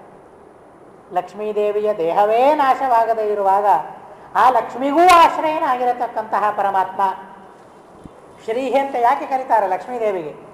ಶ್ರಯತೆ ಇತಿ ಶ್ರೀಹಿ, ಆಶ್ರಯಿಸಿ ಇದ್ದಾಳೆ ಯಾವಾಗಲೂ. ಯಾರನ್ನ? ಭಗವಂತನನ್ನ, ದೇವರನ್ನೇ ಆಶ್ರಯಿಸಿ ಇದ್ದವಳು ಅನ್ನೋದಕ್ಕಾಗಿ ಅವಳನ್ನು ಶ್ರೀಹಿ ಅಂತ ಕರೀತಾರೆ.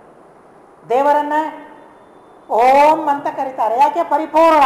ಅವನು ಮತ್ತಾರನ್ನೂ ಆಶ್ರಯಿಸುವ ಕಾರಣ ಭಗವಂತನಿಗೆ ಇಲ್ಲ ಅನ್ನೋದಕ್ಕಾಗಿ ಭಗವಂತನಿಗೆ ಓಂ ಅಂತ ಕರೀತಾರೆ. ಅಂತಹ ಓಂಕಾರ ವಾಚ್ಯನಾದ ಪರಮಾತ್ಮನು ಅಕ್ಷರ, ಅವನ ದೇಹ ಎಂದೆಂದಿಗೂ ನಾಶವಾಗೋದಿಲ್ಲ. ಈಶಾವಾಸ್ಯೋಪನಿಷತ್ ಭಾಷ್ಯದಲ್ಲಿ ಆ ಮಾತನ್ನು ಮಧ್ವಾಚಾರ್ಯರು ನಮಗೆ ತಿಳಿಸ್ತಾರೆ. ವಾಯುದೇವರ ಬಗ್ಗೆ ಒಂದು ಮಾತು ಬರ್ತದೆ ಅಲ್ಲಿ. ವಾಯುರನಿಲಂ ಅಮೃತಮಥೇದಂ ಭಸ್ಮಾಂತಗಂ ಶರೀರಂ ಅಂತ ಹೇಳಿ ವಾಯುದೇವರ ಸ್ತುತಿಯನ್ನು ಅಲ್ಲಿ ಮಾಡಿದ್ದಾರೆ. ವಾಯು ಅನಿಲಂ ಅಮೃತಂ ಅಂತ ಹೇಳಿ ವಾಯುದೇವರಿಗೆ ವಿಶೇಷಣಗಳನ್ನು ಕೊಡ್ತಾರೆ. ವಾಯುದೇವರಿಗೆ ಅನಿಲ ಅಂತ ಹೆಸರು.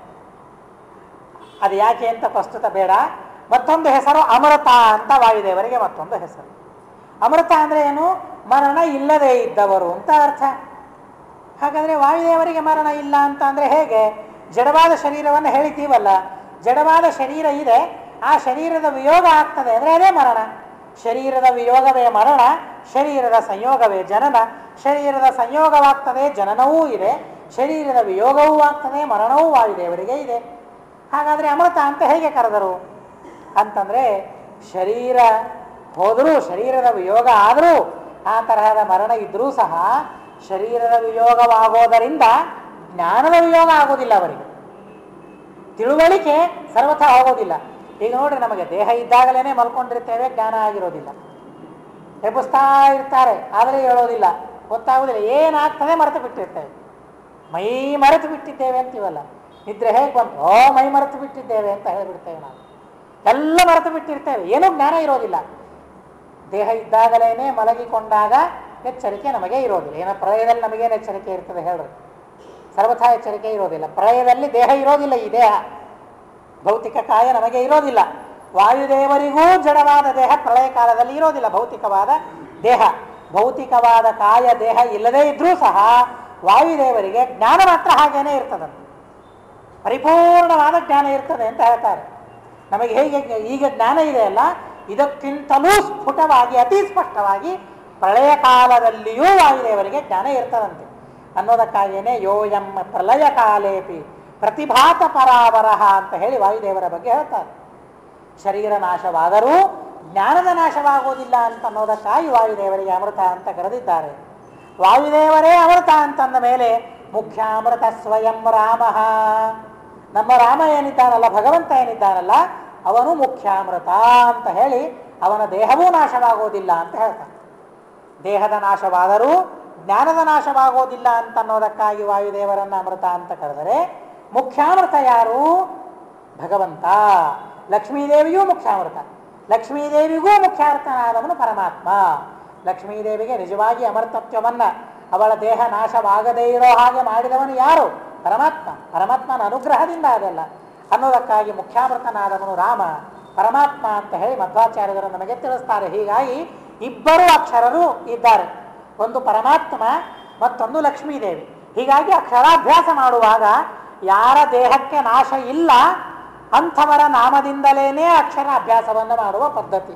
ಅದನ್ನು ಬಿಟ್ಟು ನಾವು ಯಾವುದೋ ಅಕ್ಷರಗಳನ್ನು ಬರೆಸಿದರೆ ಅದು ಅಕ್ಷರಾಭ್ಯಾಸ ಅಂತ ಆದೀತೆ? ಅದು ಅಲ್ಲ. ನೋಡ್ರಿ, ಅಲ್ಲಿಂದ ಶುರು. ಜನನ ಇಲ್ಲಿಂದ ಯಾಕೆ? ಜನನದಿಂದಲೇ ಪ್ರಾರಂಭ. ಜನನ ಹೇಗಾಗಬೇಕು ಶಾಸ್ತ್ರದಲ್ಲಿ ಹೇಳಿದ್ದಾರೆ, ಹಾಗಾಗೋದಿಲ್ಲ.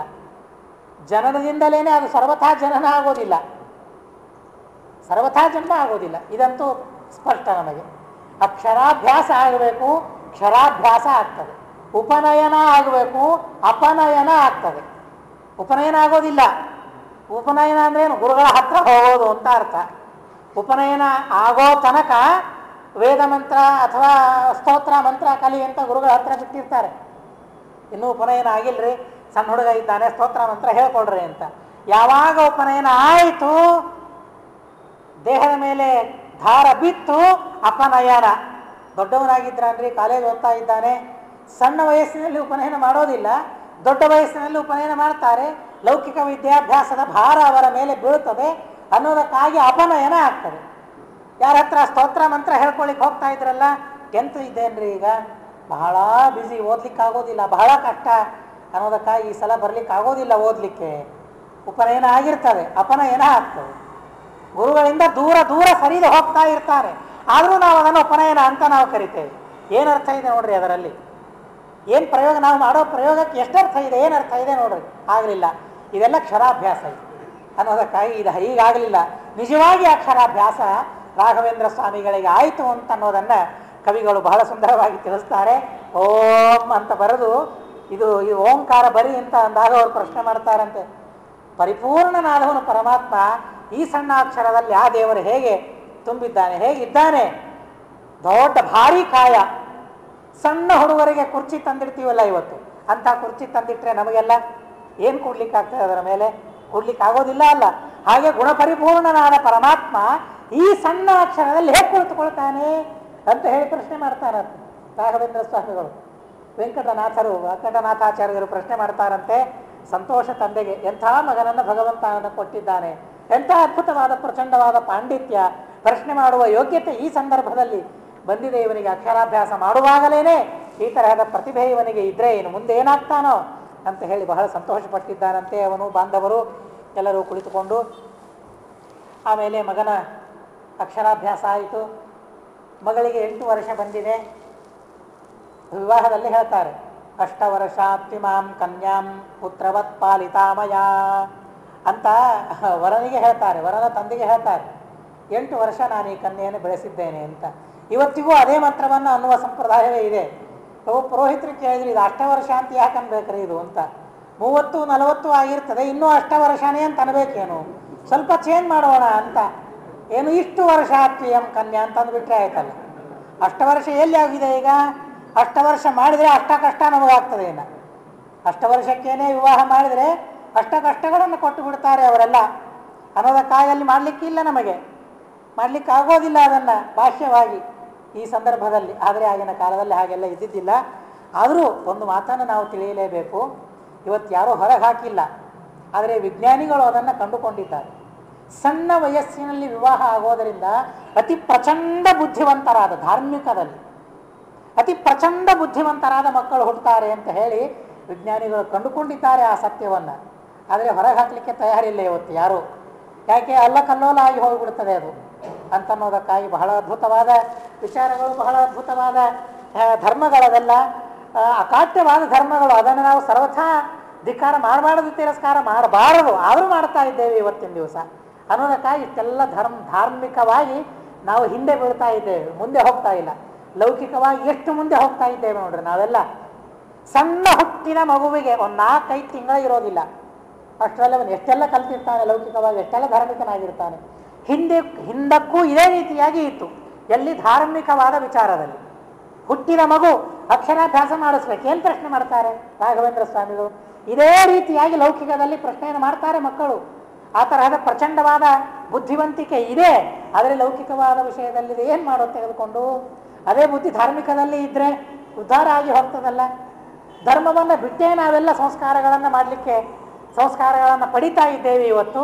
ಹೀಗಾಗಿ ಧಾರ್ಮಿಕತನ ಎಲ್ಲಿಯೂ ಉಳಿದಿಲ್ಲ, ಎಲ್ಲೂ ಧರ್ಮ ಉಳಿತಾ ಇಲ್ಲ, ಎಲ್ಲೋ ಚೂರು ಚಾರು ಧರ್ಮ ಇವತ್ತು ಉಳಿತಾ ಇದೆ. ಆದಷ್ಟು ಸಕಾಲದಲ್ಲಿ ಮಾಡ್ರಿ ಅಂತ ಹೇಳ್ತಾರೆ. ಅಕ್ಷರಾಭ್ಯಾಸವನ್ನು, ಅನ್ನಪ್ರಾಶನವನ್ನು ಇದೆಲ್ಲ ಏನು ತಿಂದರೂ ದೇವರಿಗೆ ನೈವೇದ್ಯ ಮಾಡಿದ್ದನ್ನು ತಿಂತೇನೆ ಅನ್ನೋ ಸಂಸ್ಕಾರವನ್ನು ಕಲಿಸೋದು ಅನ್ನಪ್ರಾಶನ. ಅಲ್ಲಿಯ ತನಕ ಹಾಲನ್ನು ಅವರಿಗೆ ಕುಡಿಸೋದು, ಅದು ದೇವರು ಕೊಟ್ಟ ಹಾಲು, ಅದು ದೇವರು ಕೊಟ್ಟ ಹಾಲನ್ನೇ ಅವನು ಕುಡಿತಾನೆ. ಅದಾದ ನಂತರ ಅವನೇನು ತಾನು ಸ್ವಯಂ ಬಾಯಿಯಲ್ಲಿ ಹಾಕಿಕೊಳ್ತಾನೆ, ಅದು ದೇವರ ನೈವೇದ್ಯವೇ ಬಾಯಿಯಲ್ಲಿ ಬಿಡಬೇಕು. ಮೊಟ್ಟ ಮೊದಲು ದೇವರ ನೈವೇದ್ಯವೇ ಬಾಯಿಯಲ್ಲಿ ಬಿಡಬೇಕು. ಎಂಥ ಅದ್ಭುತವಾದ ಸಂಸ್ಕಾರ, ಎಂಥ ವಿಚಿತ್ರವಾದ ಸಂಸ್ಕಾರ. ಪ್ರಸಂಗ ಬಂದಿದೆ ಅಂತ ಅನ್ನೋದಕ್ಕಾಗಿ ಒಂದು ಮಾತನ್ನು ಹೇಳ್ತೇನೆ, ಕೇಳಿರಬಹುದು ನೀವೆಲ್ಲ.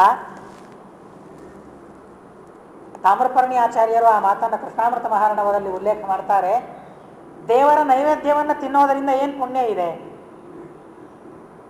ದೇವರ ನೈವೇದ್ಯವನ್ನು ತಿನ್ನೋದರಿಂದ ಏನು ಪುಣ್ಯ ಬರಬಹುದು, ಅಥವಾ ಪುಣ್ಯ ಬರಬಹುದೇ ಅಂತ ಸಂದೇಹ ಇವತ್ತಿನ ಜನರಿಗೆ. ಅದೇನ್ರಿ ದೇವರ ನೈವೇದ್ಯ ಮಾಡಿದರೆ ಅದೇನು ಪುಣ್ಯ ಬರ್ತದೆ? ಏನು ದೇವರು ತಿಂತಾನೇನೋ ಇಲ್ಲ, ಅಥವಾ ನೋಡ್ತಾನೋ ನೋಡೋದಿಲ್ಲ, ಅಥವಾ ಮುಟ್ತಾನೇನೋ ಹೋಗಲಿ ಮುಟ್ಟೋದಿಲ್ಲ, ಏನೂ ಮಾಡೋದಿಲ್ಲ. ಸುಮ್ಮನೆ ಯಾಕೆ ಅದರ ಮೇಲೆ ನೀರು ಹಾಕೋದು, ಸುಮ್ಮನೆ ನೀರು ಗೊಜ್ಜೋದು, ಏನೇನೋ ಮಾಡ್ತೀರಿ ನೀವು, ಜಪ ಮಾಡ್ತೀರಿ, ಇದರಿಂದ ಏನಾಗ್ತದೆ? ಏನು ಏನೂ ಪುಣ್ಯ ಬರಲಿಕ್ಕಿಲ್ಲಲ್ಲ ಅಂತ ಹೇಳಿ ನಾವು ಅಂದ್ಕೊಳ್ಬಹುದು. ಆದರೆ ತಾಮ್ರಪರ್ಣಿ ಆಚಾರ್ಯರು ಬಹಳ ಅದ್ಭುತವಾದ ಒಂದು ಶ್ಲೋಕವನ್ನು ನಮಗೆ ಉದಾಹರಣೆ ಮಾಡ್ತಾರೆ. ವಿಷ್ಣು ನೈವೇದ್ಯವನ್ನು ಸ್ವೀಕಾರ ಮಾಡೋದರಿಂದ ಏನು ಪುಣ್ಯ ಬರ್ತದೆ ಆಲೋಚನೆ ಮಾಡಿದರೆ ಗೊತ್ತಾಗಲಿಕ್ಕಿಲ್ಲಲ್ಲ. ಆದರೆ ಅದನ್ನು ಕೇಳಿದಾಗ ಇರಬಹುದೇ ಇಷ್ಟು ಅಂತ ನಮಗನಿಸ್ತದೆ, ಇರಬಹುದೇ ಇಷ್ಟು ಪುಣ್ಯ ಅಂತ ಅನ್ನಿಸ್ತದೆ. ಕೋಟ್ಯಂದ ಐಂದವ ಸಹಸ್ರೈಸ್ತು ಹಿಂದೂ ವ್ರತ, ಐಂದವ ವ್ರತ ಅಂತ ಇದೆ, ಚಾಂದ್ರಾಯಣ ವ್ರತ. ಅದೇ ನಾವು ಮೊದಲನೇ ದಿವಸ ಕೇಳಿದ್ದೇವೆ. ಚಾತುರ್ಮಾಸ್ಯದಲ್ಲಿ ವಿಶೇಷವಾಗಿ ಚಾಂದ್ರಾಯಣ ವ್ರತವನ್ನು ಮಾಡಬೇಕು ಅಂತ ಹೇಳಿದ್ದಾರೆ. ಚಾಂದ್ರಾಯಣ ವ್ರತ ಅಂತ ಒಂದಿದೆ, ಅದರ ವಿವರವನ್ನು ನಾನೇನಿಲ್ಲಿ ಮಾಡೋದಿಲ್ಲ, ಅದರ ವಿವರ ಬೇಕಾದಷ್ಟಿದೆ. ಚಾಂದ್ರಾಯಣ ವ್ರತ ಅಂತ ಒಂದು ವ್ರತ ಇದೆ, 1 ತಿಂಗಳು ಮಾಡಬೇಕಾದ ವ್ರತ. ತಿಥಿವೃದ್ಧ್ಯ ಅಂದರೆ ಪಾಡ್ಯ 1 ತಿಥಿ ತಿನ್ನೋದು, ಶುಕ್ಲ ಪಕ್ಷ ಪ್ರತಿಪದ, ದ್ವಿತೀಯ 2 ತುತ್ತು, ತೃತೀಯ 3 ತುತ್ತು, ಹೀಗೆ ಬೆಳೆಸ್ತಾ ಹೋಗ್ಬೇಕಂತ. ಚೆನ್ನಾಗಾಯ್ತಲ್ಲ. ನಾ ಏಕಾದಶಿ 1 ದಿವಸ ಚಾಂದ್ರಾಯಣ ಮಾಡ್ತೇನೆ, ಯಾಕೆ 11 ತುತ್ತು ತಿನ್ಬೋದಲ್ಲ ಅವತ್ತು? ಇಲ್ಲ, ಏಕಾದಶಿ ಪೂರ್ಣ ಉಪವಾಸ, ಅದರಲ್ಲೇನು ಕನ್ಸೆಷನ್ ಇಲ್ಲವೇ ಇಲ್ಲ. ಏಕಾದಶಿ ಪೂರ್ಣ ಉಪವಾಸ. ಏಕಾದಶಿ ಆದಮೇಲೆ ಹೀಗೆ ಹುಣ್ಣಿಮೆ ತನಕ 15 ತುತ್ತುಗಳು ಬೆಳೆಸ್ತಾ ಹೋಗುವುದು. ನಿಜವಾಗಿ ಗೃಹಸ್ಥರು ತಿನ್ನಬೇಕಾದದ್ದು 32 ತುತ್ತುಗಳನ್ನು. ಆದರೆ ಚಾಂದ್ರಾಯಣ ವ್ರತದಲ್ಲಿ 1 ತುತ್ತುಗಳನ್ನು ಮಾತ್ರ ತಿಂತ ಹೋಗಬೇಕು. ಪ್ರತಿಪದ 1, ದ್ವಿತೀಯ 2, ತೃತೀಯ 3 ಹೀಗೆ ಬೆಳೆಸ್ತಾ ಹೋಗಬೇಕು. ಹುಣ್ಣಿಮೆ 15, ಆಮೇಲೆ ಮತ್ತೆ ಪಾಡ್ಯದಿಂದ 1 ಕಡಿಮೆ ಮಾಡ್ತಾ ಬರಬೇಕು. 14, 13, 12, 11 ಹೀಗೆ 1ಕ್ಕೆ ನಿಲ್ಲಬೇಕು, 1 ತುತ್ತಿಗೆ ನಿಲ್ಲಬೇಕು. ಆ ತುತ್ತು ಅಂದರೆ ಎಷ್ಟು? ಅಂದರೆ ಎಷ್ಟು ತುತ್ತು ನಮ್ಮ ಬಾಯಲ್ಲಿ ಹೋಗ್ತದೆ ಅಷ್ಟೇ 1 ತುತ್ತು, ಅಷ್ಟೇ. ಇಷ್ಟು ದೊಡ್ಡ ತಗೊಂಡು ಇದೊಂದು ತುತ್ತು, ಕೈಯಲ್ಲಿ ಎಷ್ಟು ಹಿಡಿತದೆ ಅಷ್ಟು 1 ತುತ್ತು ಅಲ್ಲ, ಒಂದೊಂದು ತುತ್ತು ಅಂತ ಹೇಳ್ತಾರೆ. ಸಾಕೇ ಆಯಿತು, 1 ತುತ್ತು. ಭಾರಿ ದೊಡ್ಡ ಕೈ ಯಾರ್ದಿರ್ತದಲ್ಲ ಅವ್ರನ್ನ ಕರೆದು ಕೂಡಿಸೋದು, ನೀವು 1 ತುತ್ತು ಕೈಯಲ್ಲಿ ಇಟ್ಕೋ, ಚಾಂದ್ರಾಯಣ ವ್ರತ ನಾನು ಮಾಡ್ತೇನೆ, ಇವೆಲ್ಲ ಇಲ್ಲ. ಎಷ್ಟು ನಮ್ಮ ಬಾಯಿಯಲ್ಲಿ ಹೋಗ್ತದೆ ಅಷ್ಟೇ 1 ತುತ್ತು, ಕೈಯಲ್ಲಿ ಇರೋದು 1 ತುತ್ತು ಅಲ್ಲ. ಶಾಸ್ತ್ರ ಎಷ್ಟು ಸೂಕ್ಷ್ಮವಾದ ವಿಚಾರಗಳನ್ನು ತಿಳಿಸ್ತದೆ ನೋಡಿ. ಹೀಗೆ 1 ತುತ್ತ, ಹೀಗೆ 1 ತಿಂಗಳು ಮಾಡಿದರೆ 1 ಚಾಂದ್ರಾಯಣ ವ್ರತ ಅಂತ ಹೇಳ್ತಾರೆ. ಕಂಡಾಗ ಬಾಯಾಡಿಸುವ ನಮಗೆ ಚಾಂದ್ರಾಯಣ ವ್ರತ ಮಾಡಲಿಕ್ಕೆ ಆಗಬಹುದೇ ಅಂತ ಸಂದೇಹ. ಆದರೆ ವ್ರತಗಳನ್ನು ಮಾಡ್ತಾ ಹೋದರೆ ಅತಿ ಸುಲಭವಾಗಿ ಮಾಡ್ಬೋದು ಚಾಂದ್ರಾಯಣ ವ್ರತ. ಬೇಕಾದಷ್ಟು ಜನ ಮಾಡಿದ್ದಾರೆ ಚಾಂದ್ರಾಯಣ ವ್ರತ, ಇವತ್ತಿಗೂ ಇದ್ದಾರೆ ಚಾಂದ್ರಾಯಣ ವ್ರತವನ್ನು ಮಾಡಿದವರು. ಏನೂ ಆಶ್ಚರ್ಯ ಅಲ್ಲ, ಮಾಡಬಹುದು. ಇರಲಿ, ಅಂತೂ ಮಾಡ್ಲಿಕ್ಕೆ ಆಗ್ತದೋ ಬಿಡ್ತದೋ ಗೊತ್ತಿಲ್ಲ. ಈ ತರಹದ ಚಾಂದ್ರಾಯಣ ವ್ರತವನ್ನು 1 ಕೋಟಿ ಮಾಡಿದರೆ ಏನು ಪುಣ್ಯ ಬರಬೇಕಲ್ಲ, ಆ ಪುಣ್ಯ ವಿಷ್ಣೋರ್ ನೈವೇದ್ಯ ಭಕ್ಷಣಾತ್ ಅಂತ ಹೇಳ್ತಾರೆ. ಏನು ವಿಚಿತ್ರ ಇರಲಿಕ್ಕಿಲ್ಲಲ್ಲ.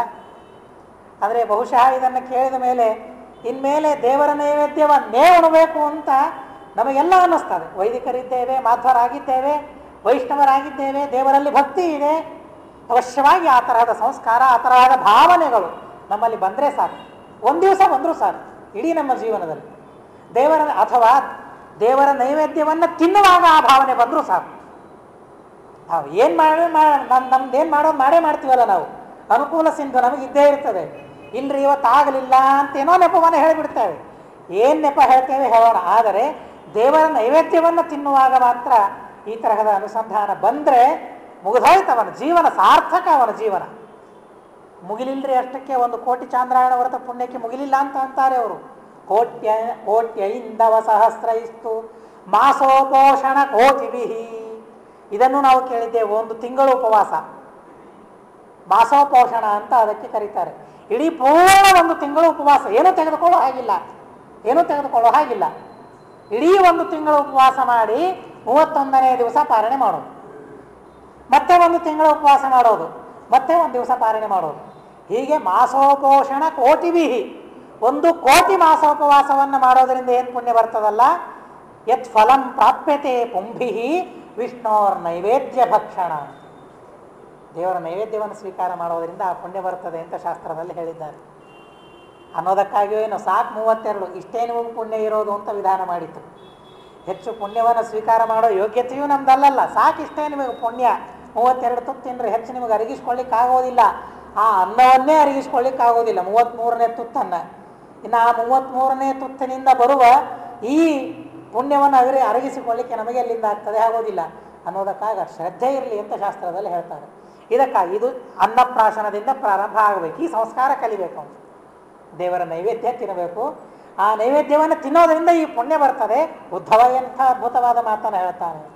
ದೇವರ ನೈವೇದ್ಯ ತಿನ್ನೋದ್ರಿಂದ ಏನಾಗ್ತದೆ? ತ್ವಯೋಪಭುಕ್ತ ಸೃದ್ಗಂಧ ವಾಸೋಲಂಕಾರ ಚರ್ಚಿತಾ ಉಚ್ಛಿಷ್ಟ ಭೋಜಿನೋ ದಾಸಾಹ ತವ ಮಾಯಾಂ ಜಯೇಮಹಿ. ಜ್ಞಾನಿಗಳು ಹಾಗಿರ್ತಾ ಇದ್ರಂತೆ. ಅನ್ನ ಇಲ್ಲ, ದೇವರಿಗೆ ತುಳಸಿ ಮಾಲೆಯನ್ನು ಏರಿಸಿದ್ರು, ಆಯಿತು, ತುಳಸಿ ತಿಂದ್ರು, ಮುಗದೆ ಹೋಯ್ತು. ದೇವರಿಗೆ ಹೂವನ್ನು ಹಾಕಿದ್ರು, ಅದೇ ಹೂವನ್ನು ತಿಂದು ಬಿಡ್ತಾರೆ, ಮುಗದೆ ಹೋಯ್ತು. ಅದೇ ಹೂವನ್ನು ತಿಂದು ಬಿಡ್ತಾರೆ, ಮುಗದೆ ಹೋಯ್ತು ಅನ್ನೋದಕ್ಕಾಗಿಯೇ ದಾಸರು ಹೇಳಿದ ಮಾತು ಸಾಕಷ್ಟು ಸಲ ನೀವು ಕೇಳಿರಬಹುದು. ಎಷ್ಟು ಅದ್ಭುತವಾಗಿ ಅವರು ದಾಸರು ಹೇಳ್ತಾರೆ. ತಮ್ಮ ಅನುಭವದಿಂದ ಬಹಳ ಸುಂದರವಾದ ಮಾತನ್ನು ಹೇಳ್ತಾರೆ. ನಿನ್ನೆಂಜಲು ಬಳೆದುಂಬೆ ಶ್ರೀನಿವಾಸ. ದಾಸರು ಹೇಳ್ತಾರಲ್ಲ, ಯಾಕೆ?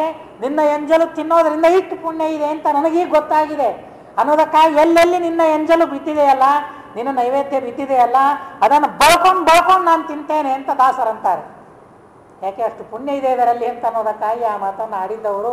ಅಂಥ ಅದ್ಭುತವಾದ ಅನುಭವಸ್ಥರು ಹೇಳುವ ಮಾತು. ಅನ್ನೋದಕ್ಕಾಗಿ ಅನ್ನಪ್ರಾಶನ ಮಾಡಿಸೋದು, ದೇವರ ನೈವೇದ್ಯ ಬಾಯಿಯಲ್ಲಿ ಹಾಕ್ಕೊಳ್ಬೇಕು ಅನ್ನೋದಕ್ಕಾಗಿ ಆ ಸಂಸ್ಕಾರ, ಅದೊಂದು ಸಂಸ್ಕಾರ. ಅನ್ನಪ್ರಾಶನ ಏನು ತಿನ್ನಬೇಕು ಅಂತ ಕಲಿಸೋದು ಅವನಿಗೆ ಹೊರತು ಇನ್ಮೇಲೆ ಸುಖವಾಗಿ ಇವನು ಏನು ಬೇಕಾದ ತಿನ್ನಿಸ್ಬೋದು ಅಂತ ಅಲ್ಲ. ತಿನ್ನಲಿಕ್ಕೆ ಲೈಸೆನ್ಸ್ ಅಲ್ಲ ಅದು. ದೇವರ ನೈವೇದ್ಯವನ್ನೇ ತಿನ್ನಲಿಕ್ಕೆ ಲೈಸೆನ್ಸ್ ಕೊಟ್ಟ ಹಾಗೆ ಅದು. ಉಳಿದದ್ದನ್ನು ಸರ್ವಥಾ ನಾನು ತಿನ್ನೋದಿಲ್ಲ, ದೇವರ ನೈವೇದ್ಯವನ್ನೇ ತಿಂತೇನೆ ಅನ್ನೋ ಸಂಸ್ಕಾರವನ್ನು ಅವರಿಗೆ ಹಾಕಿಸ್ಬೇಕು. ಇವತ್ತೆಲ್ಲಿದೆ ಇವೆಲ್ಲ? ಏನೂ ಇಲ್ಲ. ಆ ಮೊದಲನೇ ಸಲ ಅನ್ನವನ್ನು ತಿನ್ನಿಸ್ಬೇಕಾದರೂ ಎಲ್ಲಿಯೋ ಯಾರ ಕಡೆಯಿಂದಲೋ ಹೇಗೇನೋ ಯಾವತ್ತಿನ ದಿವಸವೋ ದೇಶ ಏನಿರ್ತದೆ, ಕಾಲ ಏನಿರ್ತದೆ ವಿಚಾರ ಮಾಡೋದಿಲ್ಲ, ಪದಾರ್ಥ ಎಂಥದ್ದು ವಿಚಾರ ಮಾಡೋದಿಲ್ಲ, ಏನೂ ವಿಚಾರ ಮಾಡದೆ ಹಾಕಿಸ್ಬಿಡುತ್ತೆ ಅವನು ಬಾಯಿಯಲ್ಲಿ. ಎಲ್ಲಿ ಧರ್ಮ ಬರಬೇಕು, ಎಲ್ಲಿ ಧಾರ್ಮಿಕನಾಗಬೇಕು ಅವನು ಅನ್ನೋದಕ್ಕಾಗಿ ಅನ್ನಪ್ರಾಶನವನ್ನು ಆ ರೀತಿಯಾಗಿ ಮಾಡಿಸ್ತಾರೆ. ಅನ್ನಪ್ರಾಶನವನ್ನು ಮಾಡಿಸ್ತಾರೆ. ವಿವಾಹವನ್ನು 8 ವರ್ಷ ಆಯಿತು. 8 ವರ್ಷ ಆದ ತಕ್ಷಣ ಒಳ್ಳೆ ಮಗಳಿಗೆ ವಿವಾಹವನ್ನು ಮಾಡಬೇಕು ಅಂತ ವಿಚಾರ ಮಾಡ್ತಾ ಇದ್ದಾರೆ. ಮಗನ ಸಂಸ್ಕಾರಗಳು ಮುಗೀತು ಅಕ್ಷರಾಭ್ಯಾಸದ ತನಕ. ಆಮೇಲೆ 8 ವರ್ಷ ಬಂದಿದೆ, ಮಗಳ ವಿವಾಹವನ್ನು ಮಾಡಬೇಕು ಅಂತ ವಿಚಾರ ಮಾಡ್ತಾ ಇದ್ದಾರೆ. ವಿಚಾರ ಮಾಡಿ ಒಳ್ಳೆಯ ವರ ಬೇಕಲ್ಲ, ಕಂಡವರಿಗೆ ಕೊಡಬಾರದು. ಎಂಥ ಅದೊಂದು ದೀಕ್ಷೆ, ಅದ್ಭುತವಾದ ದೀಕ್ಷೆ. ಒಳ್ಳೆ ವರನಿಗೆ, ವೈಷ್ಣವನಾದವರನಿಗೆ ಕನ್ಯೆಯನ್ನು ಕೊಡಬೇಕು. ವೈಷ್ಣವನಾಗಿರ್ಬೇಕು, ವಿಷ್ಣು ದೀಕ್ಷೆ ಇರಬೇಕು ಅವನಿಗೆ. ಅದನ್ನು ಪರೀಕ್ಷೆ ಮಾಡ್ರಿ ಅಂತ ಶ್ರೀನಿವಾಸ ತೀರ್ಥರು ಹೇಳ್ತಾರೆ. ಅವನು ವೈಷ್ಣವ ಹೌದೋ ಅಲ್ಲೋ ಮನೆಗೆ ಹೋಗಿ ಪರೀಕ್ಷೆ ಮಾಡಿ 3 ಹೊತ್ತು ಸಂಧ್ಯಾ ವಂದನೆ ಮಾಡ್ತಾನೆ ಅಂತಾಗಿದ್ರೆ ಅವರಿಗೆ ಕೊಡ್ರಿ ಅಂತ ಹೇಳ್ತಾರೆ ಶ್ರೀನಿವಾಸ ತೀರ್ಥ. ಸದಾಚಾರ ಸ್ಮೃತಿಗೆ ವ್ಯಾಖ್ಯಾನವನ್ನು ಬರೆಯುವಾಗ ಆನ್ನಿಕ ಕೌಸ್ತುಭದಲ್ಲಿ ಬಹಳ ವಿಚಿತ್ರವಾದ ಮಾತನ್ನು ತಿಳಿಸ್ತಾರೆ. ಅನ್ನದಾನ ಮಾಡಬೇಕಾದ್ರೆ ಬಹಳ ಪರೀಕ್ಷೆ ಮಾಡ್ಲಿಕ್ಕೆ ಹೋಗಬೇಡ್ರಿ ಅಂತ ಅಂತಾರೆ. ಶ್ರೀನಿವಾಸ ತೀರ್ಥ ಎಷ್ಟು ಸುಂದರವಾದ ಮಾತನ್ನು ಹೇಳ್ತಾರೆ ಅಂತ ಅಂದರೆ, ನಿಜವಾಗಿ ಅದನ್ನು ಪರೀಕ್ಷೆ ಮಾಡಿ ಕೊಡಬೇಕು. ವೈಷ್ಣವರಿಗೆ ಮಾತ್ರ ಅನ್ನದಾನ ಮಾಡಬೇಕು ಅಂತ ಹೇಳ್ತಾರೆ. ಮಧ್ವಾಚಾರ್ಯರು ಹೇಳಿದ ಮಾತು, ನಾವೈಷ್ಣವಾಯ ದಾತವ್ಯಂ ನೋದ ಬಿಂದುಂ ನ ತಂಡುಲಂ ಅಂತ ಹೇಳ್ತಾರೆ. ಸಾಯ್ತಾ ಇದ್ದಾನೆ, ಬಿದ್ದು ಒದ್ದಾಡ್ತಾ ಸಾಯ್ತಾ ಇದ್ದಾನೆ, ಒಂದು ಹನಿ ನೀರು ಅವನ ಬಾಯಲ್ಲಿ ಹಾಕಬೇಡ್ರಿ ಅಂತಂತಾರೆ. ಒಂದು ಹನಿ ಅನ್ನ ಅವನ ಬಾಯಲ್ಲಿ ಹಾಕಬೇಡ್ರಿ ಅಂತ ಹೇಳ್ತಾರೆ. ಒಂದು ಕಾಳು ಏನು ದೀಕ್ಷೆ, ವೈಷ್ಣವ ದೀಕ್ಷೆ ಇದು ಆಗ್ತದೋ ನಮಗೆ? ಆಗೋದಿಲ್ಲ. ಆದರೆ ಅದು ಅದ್ಭುತವಾದ ವೈಷ್ಣವ ದೀಕ್ಷೆ. ಯಾಕೆ? ಹೌದು, ನೀರು ಕೊಟ್ಟರೆ ಮುಂದೇನು ಮಾಡ್ತಾನೆ ಅವನು? ದೇವರ ದ್ವೇಷ ಮಾಡ್ಲಿಕ್ಕೆ ಶುರು ಮಾಡ್ತಾನೆ. ಹಾಗಾದರೆ ಆ ಶಕ್ತಿಯನ್ನು ಯಾರು ಕೊಟ್ಟರು? ನೀವೇ ಅಲ್ಲ. ಅವನು ವಿಷ್ಣು ದ್ವೇಷ ಮಾಡಲಿಕ್ಕೆ ಶಕ್ತಿಯನ್ನು ನಿಮ್ಮ ಅನ್ನದಿಂದ ಪಡೆದುಕೊಂಡ. ವಿಷ್ಣು ದ್ವೇಷ ಮಾಡಿದ ಆ ಪಾಪ ಯಾರಿಗೆ? ನಿಮಗೇನೆ ಬಂದು ತಗಲ್ತದೆ. ಅದು ಅರ್ಧ ಪಾಪ ನಿಮಗೆ ಬರೋದು. ಅದು ಏನೂ ವಿಚಾರ ಮಾಡ್ಲಿಕ್ಕೆ ಹೋಗಬೇಡ್ರಿ ಅಂತಂತಾರೆ. ಹೆಂಡತಿ ಮಾಡಿದ ಪಾಪದಲ್ಲಿ ಅರ್ಧ ಪಾಪ ಗಂಡನಿಗೆ ಬರ್ತದೆ. ಪುರಂದರದಾಸರು ಹೇಳಿಬಿಡ್ತಾರೆ, ಗಂಡ ಮಾಡಿದ ಪುಣ್ಯ ಹೆಂಡತಿಗೆ ಉಂಟು, ಗಂಡ ಮಾಡಿದ ಪಾಪ ಹೆಂಡತಿಗೆ ಇಲ್ಲ. ಹೆಂಡತಿ ಮಾಡಿದ ಪಾಪ ಗಂಡನಿಗೆ ಉಂಟು, ಹೆಂಡತಿ ಮಾಡಿದ ಪುಣ್ಯ ಗಂಡನಿಗೆ ಇಲ್ಲ. ಇದು ಪುರಂದರದಾಸರು ತಿಳಿಸುವ ಮಾತು, ಶಾಸ್ತ್ರಗಳು ಹೇಳುವ ಮಾತು ಇವೆಲ್ಲ. ಅನ್ನೋದಕ್ಕಾಗಿ ಅಂಥ ಯೋಗ್ಯನಾದವರನನ್ನು ಹುಡುಕಾಡಬೇಕು, ವಿಷ್ಣು ಭಕ್ತನಾದವರನನ್ನು ಹುಡುಕಾಡಬೇಕು. ಕನಿಷ್ಠ ಪಕ್ಷಕ್ಕೆ ದೇವರು ಅಂತ ಅನ್ನುವವನಾದರೂ ಸಾಕು. ಇವತ್ತಿನ ದಿವಸಕ್ಕೆ 3 ಹೊತ್ತು ಸಂಧ್ಯಾ ವಂದನೆ ಮಾಡುವವರು ಯಾರು ಸಿಗ್ತಾರೆ? ಸಿಗ್ಬೋದು. ಹುಡುಕಾಡಿದರೆ ಅವಶ್ಯವಾಗಿ ನಮಗೆ ಮನಸ್ಸಿದ್ರೆ ಮಾರ್ಗ ಇದ್ದೇ ಇರ್ತದೆ, ಅವಶ್ಯವಾಗಿ ಮಾರ್ಗ ಇರ್ತದೆ. ಈಗ ನಮ್ಮ ಗುರುಗಳೊಂದು ವ್ರತವನ್ನು ಇಟ್ಕೊಂಡಿದ್ದಾರೆ. ಅವಗಾಹನ ಮಾಡಿಯೇನೆ ದೇವರ ಪೂಜೆಯನ್ನು ಮಾಡಬೇಕು, ಅವಗಾಹನ ಮಾಡಿಯೇನೆ ನೀರು ಕುಡಿಬೇಕು. ಅವರಿಗೆ ಸುಮ್ಮನೆ ಎಲ್ಲ ನೀರು ನಡೆಯೋದಿಲ್ಲ. ಸ್ನಾನಕ್ಕೆ ಬೋರ್ ನೀರಾಗಲಿ, ಬೇರೆ ಬೇರೆ ನೀರಾಗಲಿ, ನಲ್ಲಿ ನೀರಾಗಲಿ ನಡೆಯೋದಿಲ್ಲ. ಅವರ ಸ್ನಾನ ಆಗಬೇಕು ಅಂತಾದರೆ ಅವರು ಅವಗಾಹನ ಮಾಡಬೇಕು ಒಂದ್ಸಲ. ಯಾರಿಗೆ ಅವರಿಗೆ ಗುರುಗಳಿಗೆ ನೀರು ಹಾಕಬೇಕಲ್ಲ, ಅವನ ಅವಗಾಹನ ಮಾಡ್ಕೊಂಡು ಬರ್ಬೇಕು. ಬಾವಿಯಲ್ಲಿ ಮುಳುಗಬೇಕು. ಅವಗಾಹನ ಅಂತಂದರೆ ಬಾವಿಯಲ್ಲಿ ಮುಳುಗಬೇಕು. ಅದು ನಿಜವಾದ ಸ್ನಾನ ಅಂತ ಹೇಳಿದ್ದಾರೆ. ಅದು ಮಡಿಯೋದು. ಅವರಿಗೆ ಮನಸ್ಸಿದೆ, ಹೀಗಾಗಿ ಎಲ್ಲಿ ಹೋದರೂ ಆಗ್ತದೆ ಅವರಿಗೆ. ಹೇಗೆ ನಮಗೆ ಅವಶ್ಯವಾಗಿ ದೀಕ್ಷೆ ಇದ್ದಾಗ ಮಾಡ್ಕೊಳ್ಬೋದು, ಏನು ತೊಂದರೆ ಇಲ್ಲ. ಮಾಡಿದ್ರು ಅವರು ರಾಘವೇಂದ್ರ ಸ್ವಾಮಿಗಳ ತಂದೆಯವರು ವಿಚಾರ ಮಾಡಿದ್ದಾರೆ, ಯೋಗ್ಯನಾದ ವರನನ್ನು ಹುಡುಕಾಡಬೇಕು ಅಂತ ಹೇಳಿ ವಿಚಾರ ಮಾಡ್ತಾ ಇದ್ದಾರೆ. ಸಿಕ್ಕಿದ್ದಾನೆ ಯೋಗ್ಯನಾದ ವರ. ಕಾಶ್ಯಪ ವಂಶದಲ್ಲಿ ಒಬ್ಬ ವರ ಇದ್ದಾನೆ, ಲಕ್ಷ್ಮೀ ನರಸಿಂಹಾಚಾರ್ಯರು ಅಂತ. ಅವರ ವಂಶವನ್ನು ವರ್ಣನೆ ಮಾಡ್ತಾರೆ. ವಂಶ ಶುದ್ಧಿ ಇರಬೇಕು ಅಂತ ಹೇಳಿದ್ದಾರೆ. ಅನ್ನೋದಕ್ಕಾಗಿ ವಂಶದ ವರ್ಣನೆಯನ್ನು ಮಾಡ್ತಾರೆ. 3 ಪುರುಷರ ತನಕ ಶುದ್ಧಿ ಇರಬೇಕು ಅಂತ ಹೇಳ್ತಾರೆ ಕನಿಷ್ಠ ಪಕ್ಷಕ್ಕೆ. ಅನ್ನೋದಕ್ಕಾಗಿ ಅದರ ವರ್ಣನೆಯನ್ನು ಮಾಡ್ತಾರೆ. ಕಾಶ್ಯಪ ವಂಶದಲ್ಲಿ ತಿಮ್ಮಣ್ಣ ನಾಯಕ ಅಂತನ್ನುವವರಿದ್ರಂತೆ. ಅವರು ಒಂದು ಗ್ರಾಮಕ್ಕೆ ಅಧಿಪತಿಗಳಾಗಿ ಎಲ್ಲ ಜನರನ್ನು ನೋಡಿಕೊಳ್ತಾ ಇದ್ರು, ಸಂರಕ್ಷಣೆ ಮಾಡ್ತಾ ಇದ್ರು. ಆ ತಿಮ್ಮಣ್ಣ ನಾಯಕನಿಗೆ ಶೇಷಶಾಹಿ ಅಂತ ಒಬ್ಬ ಮಗ ಇದ್ದಂತೆ, ಫಣಿಶಾಹಿ ಅಂತ. ಆ ಫಣಿಶಾಹಿ ಅಂತನ್ನುವವರಿಗೆ ಲಕ್ಷ್ಮೀ ನರಸಿಂಹಾಚಾರ್ಯರು ಅಂತ ಮಕ್ಕಳಾಗಿದ್ದಾರೆ. ಒಳ್ಳೆ ಪಾಂಡಿತ್ಯ, ಒಳ್ಳೆ ವಿದ್ವತ್ತು. ಅಪ್ಪ ವಿಚಾರ ಮಾಡ್ತಾರೆ, ತಂದೆ ವಿಚಾರ ಮಾಡಿದರು. ವಿಚಾರ ಮಾಡಿ ವಿವಾಹ ಮಾಡಬೇಕಾಗಿದೆ. ಈಗ ಇಂಥ ಒಳ್ಳೆಯ ಕನ್ಯೆ ಇದೆ ಅಂತ ಹೇಳಿ ಆ ಕನ್ಯೆಯ ಗುಣಗಣಗಳನ್ನೆಲ್ಲ ತಿಳಿದುಕೊಂಡು ಹೋಗ್ತಾರೆ. ಹೇಗಿದ್ದಾರೆ ನೋಡ್ಕೊಂಬರೋಣ ಒಂದ್ಸಲ ಕನ್ಯೆ ಅಂತ ಹೇಳಿ ಹೋಗಿ ನೋಡ್ತಾರೆ. ಬಹಳ ಸಂತೋಷ ಆಗ್ತದೆ. ಇಬ್ಬರು ಸಂತೋಷದಿಂದ ಕೂಡಿಕೊಂಡು ವಿವಾಹವನ್ನು ಮಾಡಿಸಿಬಿಡ್ತಾರೆ. ಲಕ್ಷ್ಮೀ ನರಸಿಂಹಾಚಾರ್ಯರ ಜೊತೆಗೆ ವೆಂಕಟಾಂಬ ವಿವಾಹವನ್ನು ಮಾಡಿಕೊಂಡು ತಾನವರ ಹಿಂದೆ ಹೊರಟು ಹೋಗಿಬಿಡ್ತಾಳೆ. ಸ್ವಲ್ಪೇ ಕಾಲಕ್ಕೆ ತಂದೆ ತೀರಿಕೊಂಡು ಬಿಡ್ತಾರೆ, ವೆಂಕಟನಾಥಾಚಾರ್ಯರ ತಂದೆ. ಆದರೆ ಆ ಪ್ರಸಂಗವನ್ನು ಕವಿಗಳು ಉಲ್ಲೇಖ ಮಾಡೋದಿಲ್ಲ. ಅದು ಬಹಳ ದುಃಖದ ಪ್ರಸಂಗ. ಹೀಗಾಗಿ ಅದನ್ನು ಉಲ್ಲೇಖ ಮಾಡದೆ ಮುಂದೆ ಹೋಗಿಬಿಡ್ತಾರೆ ಅವರು. ಆದರೆ ಬಹಳ ಸುಂದರವಾಗಿ ಸೂಚನೆ ಮಾತ್ರ ಮಾಡ್ತಾರೆ. ಇದು ಕವಿಗಳ ಹೃದಯ. ಕವಿಗಳು ತಿಳಿಸುವ ಬಹಳ ಸುಂದರವಾದ ಪದ್ಧತಿ ಇದೊಂದು. ತಂದೆ ಸತ್ತೋದ ಅಂತ ಅನ್ನೋ ಹಾಗಿಲ್ಲ. ನಾವೆಲ್ಲ ಅಂತೀವೇನು, ನಾವಂತೇಳಿ ಬಿಟ್ಬಿಡ್ರಿ. ಆದರೆ ಹಾಗೆ ಅನ್ನೋ ಹಾಗಿಲ್ಲ. ತಂದೆ ಸತ್ತೋದ ಅಂತ ಅನ್ನಬಾರ್ದು, ವೈಕುಂಠವಾಸಿಗಳಾದರು ಅಂತ ಅನ್ನಬೇಕು. ಮುಂದೆ ಆಗ್ತಾರೆ ಅನ್ನೋದಕ್ಕ ಹೀಗೆ ಅನ್ನೋದು, ವೈಕುಂಠವಾಸಿಗಳಾದರು ಅಂತ ನಾವು ಅನ್ನೋದಷ್ಟೇ. ಸತ್ತೋದ್ರೆ ಈ ಶಬ್ದ ಉಪಯೋಗ ಮಾಡಬಾರ್ದು ಎಂದಿಗೂ. ಆ ತರಹದ ಶಬ್ದಗಳನ್ನು ಉಪಯೋಗ ಮಾಡಬಾರದು ಅನ್ನೋದಕ್ಕಾಗಿ ಅಪ್ರಿಯವಾದ ಆ ಘಟನೆಯನ್ನು ಸ್ಪಷ್ಟವಾಗಿ ಹೇಳೋದಿಲ್ಲ. ಆದರೆ ಅಸ್ಪಷ್ಟವಾಗಿ ನಮಗೆ ಸೂಚನೆ ಕೊಡ್ತಾರೆ.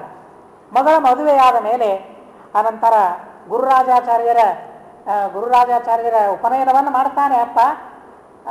ಮಗನ ಉಪನಯನವನ್ನು, ಮಗಳ ವಿವಾಹವನ್ನು, ಇಬ್ಬರ ವಿವಾಹವನ್ನು ಮಾಡಿದ ಪ್ರಸಂಗ ಬಂದ ತಕ್ಷಣ ಮುಂದಿನ ಶ್ಲೋಕದಲ್ಲಿಯೇ ಒಂದು ಮಾತು ಬರ್ತದೆ.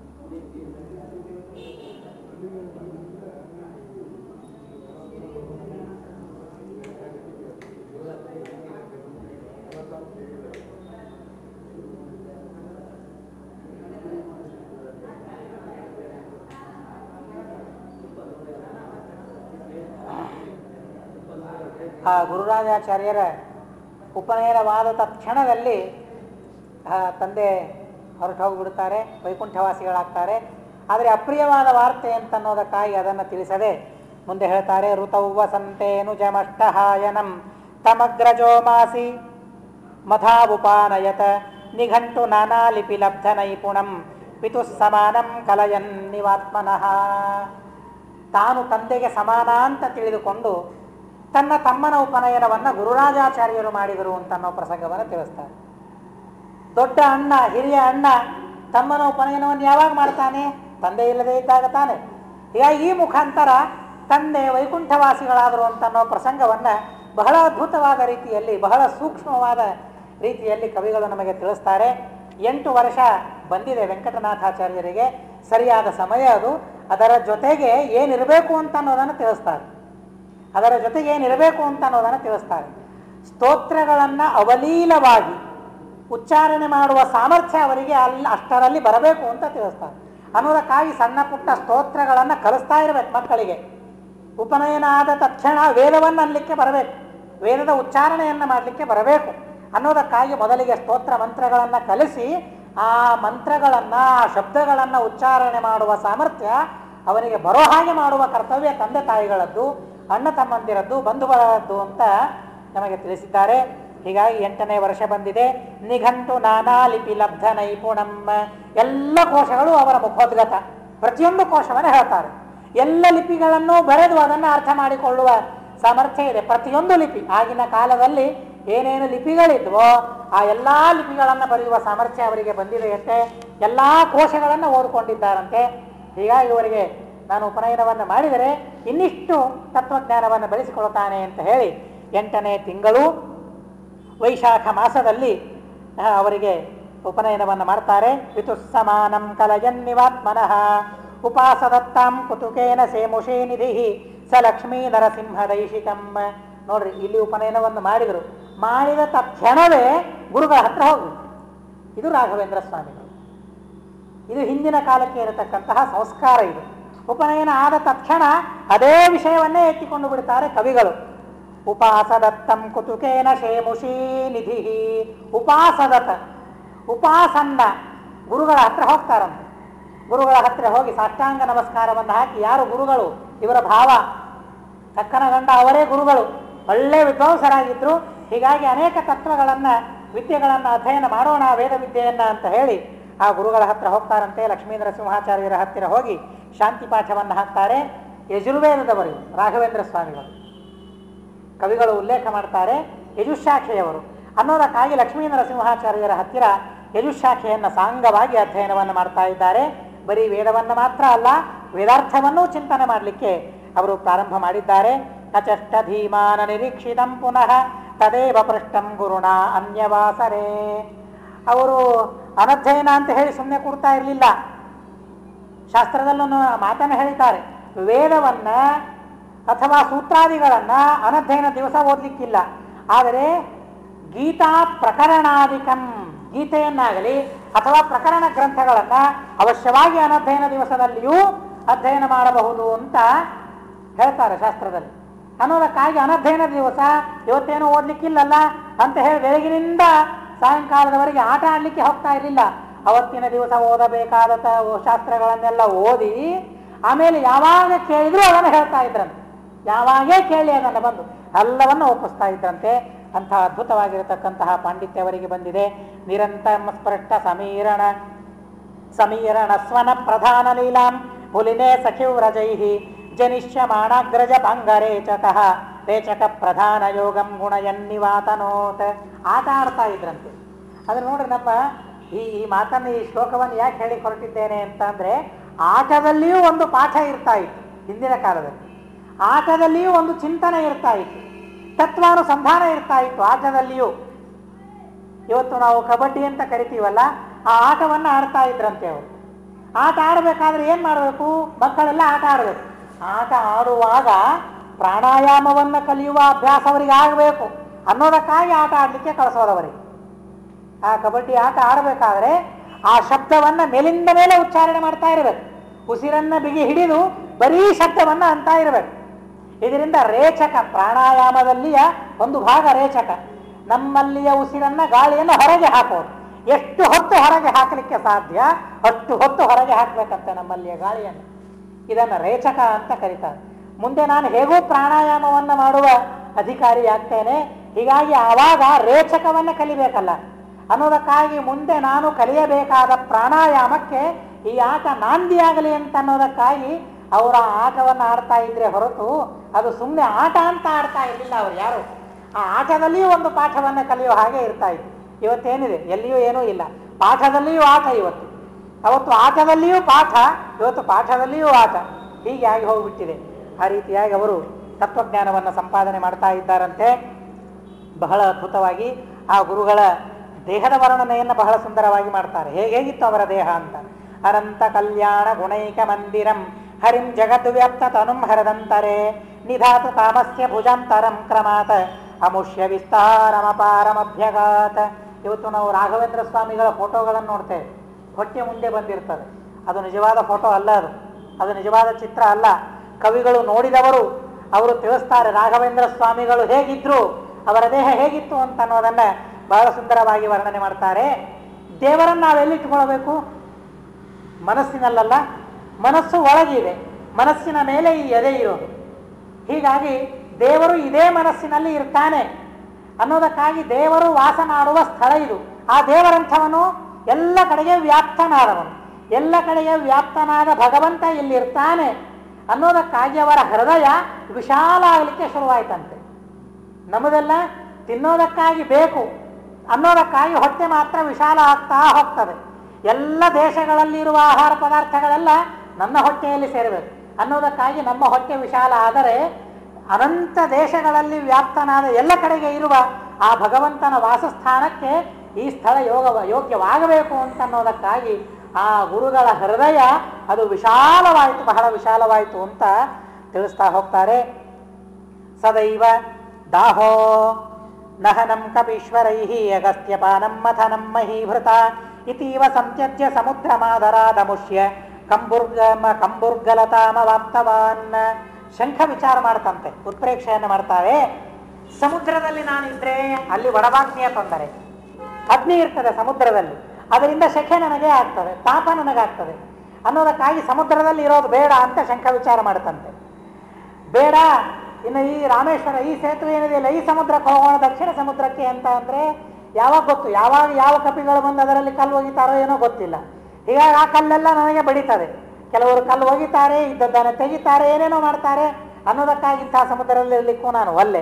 ಬೇಡ, ಕ್ಷೀರ ಸಮುದ್ರದಲ್ಲಿ ಹೋಗಿರೋಣ ಅಂತ ಅಂದರೆ ಬಂದು ಮಥನೆ ಮಾಡ್ತಾರೆ ಬಂದು, ಹೀಗಾಗಿ ಅಲ್ಲಿಯೂ ನನಗೆ ತೊಂದರೆ ಆಗ್ತದೆ ಅನ್ನೋದಕ್ಕಾಗಿ ಶಂಖ ವಿಚಾರ ಮಾಡ್ತಂತೆ. ಹಾಗಾದರೆ ಎಲ್ಲಿರೋಣ ಅಂತ ಹುಡುಕಾಡಿ ಬಂದು ಈ ವ್ಯಕ್ತಿ ರಾಘವೇಂದ್ರ ಸ್ವಾಮಿಗಳು ವೆಂಕಟನಾಥಾಚಾರ್ಯರು ಬಂದು ಸುಲಭವಾಗಿ, ಇದು ಅತಿ ಸುಲಭವಾದ ಪ್ರದೇಶ, ಇಲ್ಲಿ ನನಗೇನೂ ತೊಂದರೆಯಾಗೋದಿಲ್ಲ ಅಂತ ಹೇಳಿ ಆ ಶಂಖವೇ ಇವರ ಕಂಠದಲ್ಲಿ ಬಂದು ಕುಳಿತುಕೊಂತೋ ಹೇಗೋ ಅಂತನ್ನೋ ಹಾಗೆ ಆ ಕಂಠ ಇತ್ತಂತೆ. ಕಂಬು ಕಂಠ, ಶಂಖದ ಹಾಗೆ ಕಂಠ ಇರಬೇಕು ಅಂತ ಹೇಳ್ತಾರೆ. ಶಂಖದ ಹಾಗೆ ಅವರ ಕಂಠ ಇತ್ತು ಅನ್ನೋದನ್ನು ತಿಳಿಸ್ಬೇಕು. ಆದರೆ ಈ ರೀತಿಯಾಗಿ ಉತ್ಪ್ರೇಕ್ಷೆಯನ್ನು ಮಾಡಿ ತಿಳಿಸ್ತಾರೆ. ಆ ಶಂಖಕ್ಕೆ ಎಲ್ಲಿ ಇರಲಿಕ್ಕೆ ಆಗಲಿಲ್ಲ, ಮನಸ್ಸು ಬರಲಿಲ್ಲ. ಇವರ ಕಂಠದಲ್ಲಿ ನಾನಿರೋಣ ಅಂತ ಹೇಳಿ ಬಂದು ಅಲ್ಲಿ ಕುಳಿತುಕೊಂತೋ ಏನೋ ಅಂತನ್ನೋ ಹಾಗೆ ಅಷ್ಟು ಅದ್ಭುತವಾಗಿ ಅವರ ಕಂಠ ಇತ್ತು ಅಂತ ತಿಳಿಸ್ತಾರೆ. ಹೀಗೆ ಪ್ರತಿಯೊಂದು ಅವಯವ ಬಹಳ ಅದ್ಭುತವಾಗಿ ಅವರದಿತ್ತು. ಸಕೋಪಿ ಕಾಂಬಿಕಾಗ್ರಜ ಸುಹೃಜ್ಜನೈ ಸಮನ್ವಿತ ಉಪಾವಿಶತ್ಸು ಪೂಜಿತ ಮುದೈವ ಕನ್ಯಕಾಪದಂ. ಅನಂತರ ಅಣ್ಣ ವಿಚಾರ ಮಾಡ್ತಾನೆ, ಯೋಗ್ಯವಾದ ವಯಸ್ಸು ಬಂದಿದೆ, ಅವರಿಗೆ ವಿವಾಹವನ್ನು ಮಾಡಬೇಕು, ಯೋಗ್ಯವಾದ ಕನ್ಯೆಯನ್ನು ಹುಡುಕಾಡಬೇಕು ಅಂತ ವಿಚಾರ ಮಾಡಿದಾಗ ಆ ವೆಂಕಟನಾಥಾಚಾರ್ಯರಿಗೆ ಸರಿಹೊಂದುವ ಕನ್ಯೆ ಸರಸ್ವತೀ ದೇವಿಯವರು. ಆ ಸರಸ್ವತೀ ದೇವಿ ತಯಾರಿದ್ದಾಳೆ. ವೆಂಕಟನಾಥಾಚಾರ್ಯರಿಗೆ ಈಗ ಇದ್ದದ್ದು ಸರಸ್ವತಿ ವಿದ್ಯೆ, ಮುಂದೆ ಬರೋದು ಸರಸ್ವತಿ.